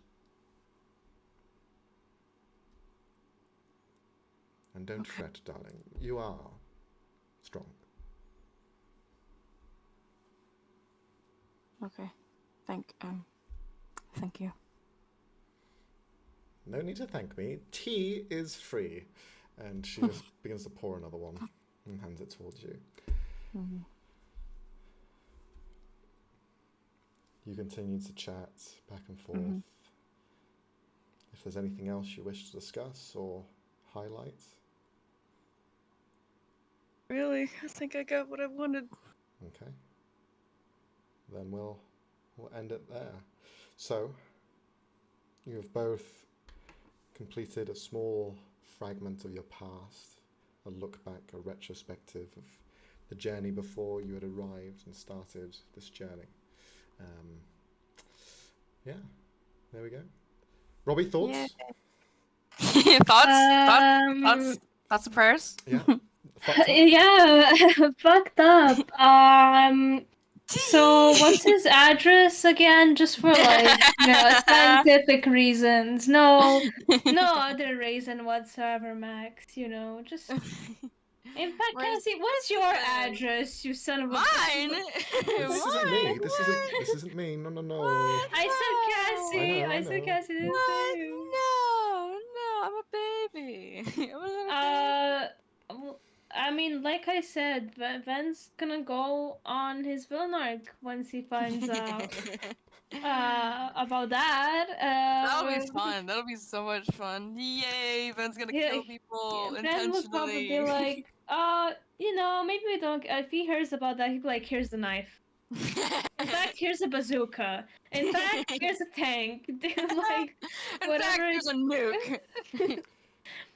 Oh, goodness. But no, Jesus Christ. Also, a theory formed in my head, maybe, question mark. Ooh, tell. So, Angel, Mm-hmm. Asimar, all celestial beings. I don't know what Kiki is. I don't know, did you mention? No, Which race is she? Okay. she's just there. So- She's just having a grand She's old just time. Kiki, right? She's there dancing She's- with her snakes. She's aight. Which, I don't know if this was just like on accident, but it seemed like two celestial beings, and I don't know, maybe this dude was wronged by a unicorn or some shit, and now he's like, gotta fuck all them celestial beings, bro, like, nah, my they all for the street. They all Ugh. gonna pay. Have you been reading my notes? I'm just very perceptive. You are, which is honestly I'm not gonna tell you what I think, but some things you said were like, oh, that was like really spot on. Oh shit. Uh-oh. Maybe I gotta hide shit better. I hate him. Which means Max is doing a good job. Yeah. You know? Yeah. 100%. I don't know if you noticed, but I was glaring at my camera for most of that interaction with him. Yeah. So yeah, you hate Yeah, him. icky. You. Burn it with fire, Mhm. as they would say. Stomp on it. Yeah, like a bug. I You know, still and don't men hates know- bugs, so I still don't know if that's going to be the final voice I go for him, but something along those lines. It's all yeah. I good. mean, same goes for every. I will say this. I did write in my notes, nastiest voice you could muster. So like I can do like worse. most icky voice. I can do much worse, but it's whether I can perform certain things, certain dialogue and emotions with said voice. Because he's not going to be like Kermit the Frog. Hey guys, hey! Hey, I perform experiments on guys. children. You're all Can like you imagine this. Kermit the Frog just pulling up with that one-liner? I've committed 4 crimes. I broke the Oh, Geneva God. Convention. No, I swear to God, it's like that one fucking Kermit meme. It's the one evil Kermit with the mole. I can't. Oh my God, that's what I made. That's what I made. Ew. No idea. Somebody said that Max is a great GM on That's Aw, true. that is true. Oh, what's Max what's is a their wonderful GM. what's their PayPal? PayPal. You send them money, they send you money. What's going on? I'm sending them money because it's a compliment. I mean, you could do that for all your friends. So, But... well, I called you a great GM. Where's my money? Yeah, I call you that every day, or every day I can. Yeah, every moment I can. I'm like, Max is a good GM. He's like, excuse my the hot take. I think you're better than Matt Mercer. What? What are you talking about? Stop smoking. Sound effects are bro. meh, but everything else is great. Sound effects is mad. Oh my god. What am I gonna do? Fucking hell. Do better. You shoot an arrow. Thump, brrr. Oh, What am I supposed to well, do, mate? What am I supposed to do? They eh? agree with Cassie, so. Who is this person? Chrono Com Entertainment. Okay. Thank you. Oh my god. You're gonna get a kiss. That was the most quiet thank you. Namaste. No, he gets very shy. He gets very shy about it. But he's Either get amazing. Really aggressive Humble. or really humble. We'll stick How with dare humble. you fucking compliment? No. What the hell, dare bro? What the hell? No. Nobody's supposed to know about that. I can't believe it, guys. I can't believe it. We did it. We fleshed out We some did of the it. backstory without giving Hell away yeah. too much. I was honestly gonna be honest. I was like, maybe I should. I was literally thinking like, we'll just be chill. This is just a chill sort of day. And then I was like, okay, I have to talk about this. I have to do this. Like, it ain't chill no more. I was cause you told me like, oh, I'm gonna do wholesome, and then Max was like, or you pulled up with a half dead laying on. Okay, guess wholesome is out the window. I guess. Well, you got that's- sort of wholesome at the end. Oh, You know, with fine. Madame Lycentra or Miss Lycentra. I love her. yeah, she's honestly great. I was love not- her. I wasn't expecting. I wasn't expecting. It's like, yeah, you're unique. I better fucking hope I am. I wasn't expecting that. That was hilarious. She's great. I want her. I want to be her when I'm old. Oh, absolutely. She I is want to be everything I that. aspire to be. Same. Like, I also oh my want to be an God. old woman. I Oh my God. Kronos is. I think it's not just the voices which are great, but the personality he adds to them as well. Which I agree. You give every character a lot of that. Jesus in the way they Christ. talk. Oh my gosh. Stop being weird about it. Say thank you. Take the compliment. Cheers. Cheers, love. Just turns very British. Cheers. Thanks, love. love. Thanks, love. Thanks, love. Cheers. Love you. A lot of British Touch people are gonna vibe. be mad at him now. Jack's gonna watch this like, huh? Jack's gonna get so pissed. He's not. He's not. Or caught I almost believe spat out it. my water because of you guys. I hope you know that. Quotes channel, quotes. No, I'm kidding. Why? That's not even a good quote. I just said I I almost know. spat out my water. Mm-hmm. Suck it back up! I'm not gonna lick the water off my table. Do it. No. Don't do it. You gonna pay me? Don't listen to her. She's It's the like devil. it's like Max is the voice of reason, and then Cassie is like the impulsive. When does this ever fucking happen? Me, the voice of reason, please. Something's fucking wrong. No, I'm not Something's the something's devil. wrong, and you need to God. check yourself, Cassie, because that's not good. No. You know it's bad when perfect. Max is the voice of reason. I'm perfect. I'm a perfect character. I'm a perfect player. Oh my god. Oh my Oh my god. Oh my God, God, guys, Becky. stop. Becky's Oh my such a God. bitch. Max is... We're sorry to all the Beckys out there. Yeah. No, we're sorry. not. No, we're not. I'm not. Oh my god. I'm not. Mean girls. I've for never met a life. Becky who was a nice person, so I haven't never met a Becky, so good. Because they're not good people. My auntie's a Becky. She's not Is a she a good good person. She's not. You see? I told you. They're not good people. That and every person named Mona. That's such an odd name for. I swear to God, every person I've met named Mona, they are such a C-U-N-T. Cassie, you've just offended our only viewer. What do you mean? Their name is probably What do you mean? Rebecca. Becky. Look, I never. No. If you're Rebecca and you go by Rebecca, then you're fine. If you're Rebecca and you go by Becky, then you are the devil. Fucking hell. Oh, I God. can't wait for this video to be posted, like, 5 years later on like whatever version of Twitter Oh, we have. God, Then I'm getting like, oh my married to a God, Becky. can you see that? Like Cassie was so discriminatory towards people who are named Beck. No, but No, it's like I'm gonna get married to somebody named Becky probably. Be like, oh God damn it. I'll pledge Babe, this at your babe, wedding. no. Play this Babe, at the no. wedding, yes. No, babe, I was joking. We'll have I a wasn't joking. Hindu, and it'll just be us all dressed as a Becky, a famous Becky in media. We all legally change our name to Becky just Oh for my Cassie's God. Slay girl. No, Slay. nuh-uh, absolutely not. wedding. Get in the car, loser. We're going shopping. Becky all the way. We're going shopping.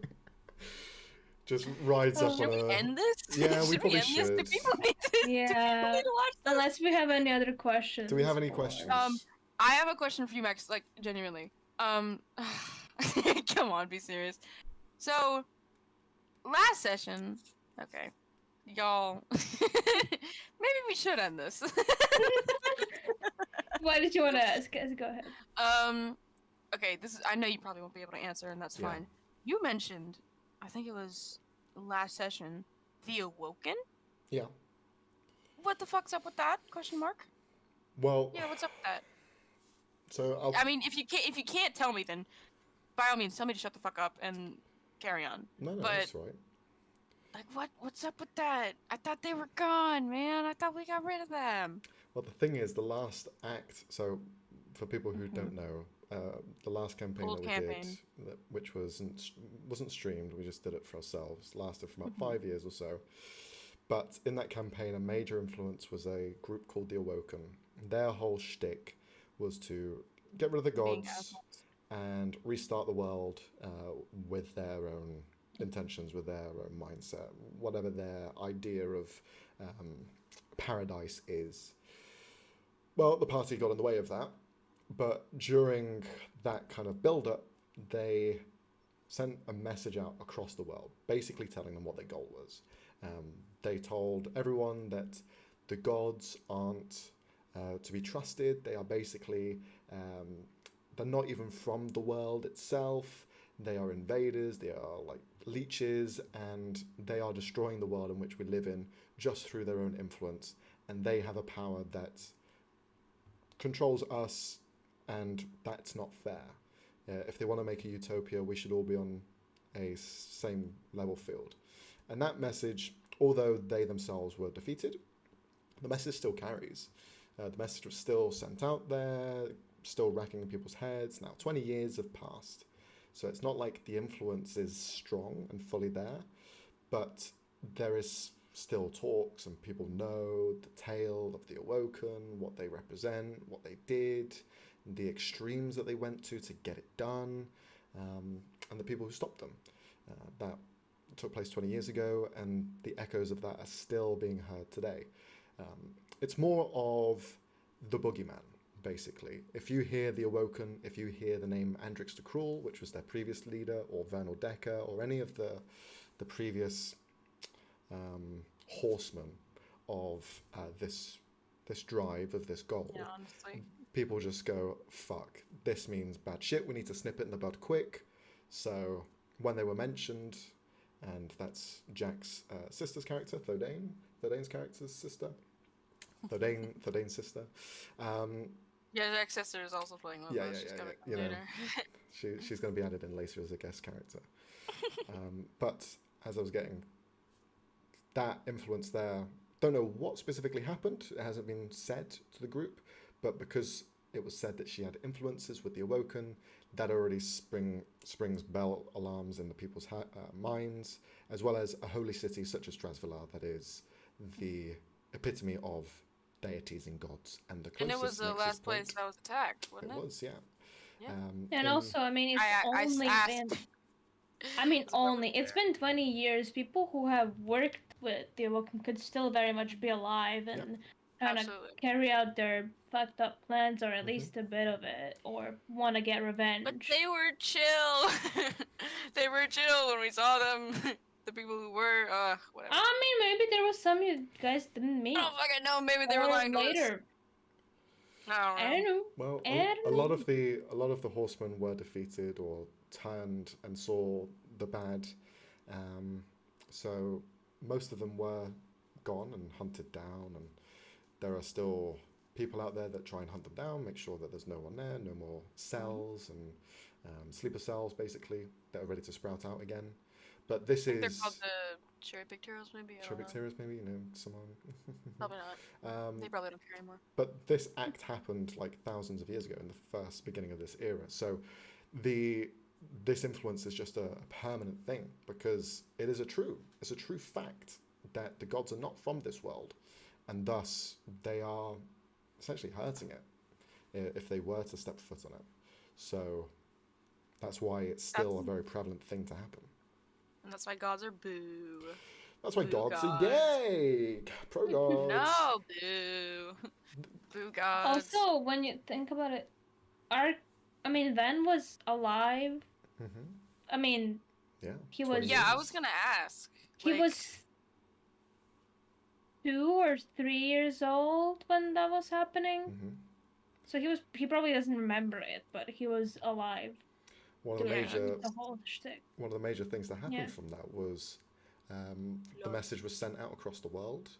A large dragon basically wrapped itself around the planet, and it was seen everywhere. Its hands and wherever it stood basically ripped apart the ground, so people standing in those areas were influenced, as well as the onslaught of necromancy, undead energy, that ripples through the world, and the classic tsunami from a Classic. continent rising up from the water. Tee. Classic. So there's a lot of things that you guys could work with your characters because you kind of knew some of those things. I did hint at them. Yeah, and so Thorn wasn't born then. I can't. that's why you just went, fuck that. I'm not messing with that. I'm done. I killed it. I'm done. Yeah. Don't want to deal with that shit no more. But yeah, that's pretty much it. That's Okay. the Awoken. I might do like Okay. a deep delve video at some point, but Ooh, We'll that'd be see. nice. yeah. But yeah, I was gonna ask, like, if, and again, it's gonna be more revealed. Man, we should end this soon. It's probably gonna be more revealed whenever we get further into the sessions and stuff. But I was gonna ask, like, was that just, being like, we just need to get her out of this thing, or are the Awoken really coming back? Mhm. So. Well, one thing I'll say is I don't like retreading the same ground. There may be homages, there may be influences because of those things before, but my intentions with these campaigns is not to tread the same water that we did before. Last campaign was epic, big, High stakes. big high stakes fantasy. Even the last decision was game changing. We had 5 years of the campaign, 140 or 50 so sessions, and Oh the my last God. question that was given to the party was whether you want this ideal world to take place or not, whether you want to remove the influence of the gods or keep them there, and they chose to keep them. Otherwise, as we were building up for campaign 2, I would have had to change everything. I would have had to change everything, come up with new story, new world, Yeah. new lore. Oh, it's 20 years of utopia. What does that look like? So yeah, What Yeah. is a utopia in this setting? exactly. Ah. What sort of influences would there be?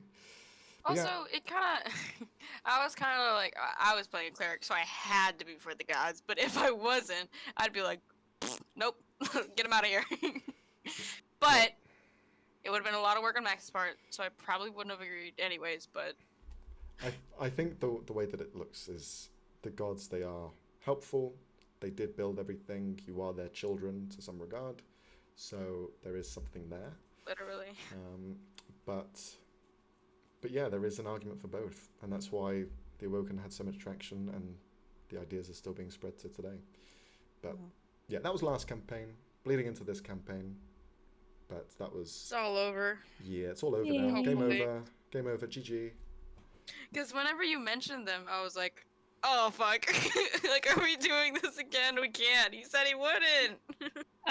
When I heard that, I just texted both Leon and Cass like, "Are they just the bad guys, like the really bad guys from last campaign?" And they're like, "Yeah." Yes. How Absolutely. fucked are we? A lot. Oh, okay. I remember I was watching back that session, and I skipped the part where the Awoken was mentioned, and it was Jack, Leone, and me, and obviously Robbie was there, but I could see them like looking in their notes a little bit. But whenever you mentioned the Awoken, everybody was like, "Hmm." They like turned on like computer startup sound. We all looked at the camera Yeah. like, "Wait, what?" And then like Leone and I made eye contact, quote unquote. And we just started texting each other, right? We were like, fuck, where's our shit? You know, like, it's everywhere. It was so funny. Because we're all just like, what's going on? Well, I have a lot of surprises in store. Some coming up in the next couple of sessions. So, What do you mean by that, man? what do I mean? What do I mean? Jiggle, jiggle, jiggle, jiggle. What do I mean? Stop. Okay, let's end this. We Yeah, gotta end this. we should We end this. gotta. Any final thoughts before we close up? Follow on Instagram. Yes, follow us. Follow Instagram, on YouTube. Follow on Twitch. We post updates on our Instagram. And Max, I sometimes don't even funny know if it's in the clips. description. It is. Oh, okay. But yeah, it should be in the description or in the channel link. Mm-hmm. Because we have really cool memes there and sometimes comics. Absolutely. Oh, they're already Videos following us on Insta. Thank you. Thank you for joining us thanks, today, Chrono. By the way, guys. shout out to Chrono Com Arigato. Entertainment. Thank you. Arigato, arigato. Thank you. Danke. Oh my goodness. Okay, well then, if that's everything, thank you very much for joining us, and we'll see what happens next time. Next week, I won't be here for a session, but perhaps Oh, darn. you guys might be able to do something like this again. But we'll see. We'll keep you informed. Hey. on the Without you, socials. oh. That'll be scary. Just Or so- I can finally run a one shot if people are down. Never, never. Why?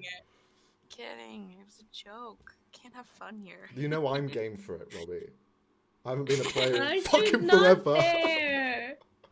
You're not gonna be there. No, How am I no. supposed to DM for you, man? I haven't been a player for like 6 fucking years. Oh my god. Suffer. Jesus. What you get for being the forever DM, man? Well, Yeah. we could like organize the one shot to be on another day instead of. We can figure this out later. Let's end the see, stream. we'll see. Okay. Okay. Bye. Bye, guys. Thank you for joining. Bye-bye. Bye. Alright, end it now. End What- it. Kill what it. am I Kill the supposed stream. Fuck. Press end stream. There should be a button. Is that? I don't know, man. Okay. Or stop bye. stream. Bye. Probably. Can they Uh, hear us during stream ending?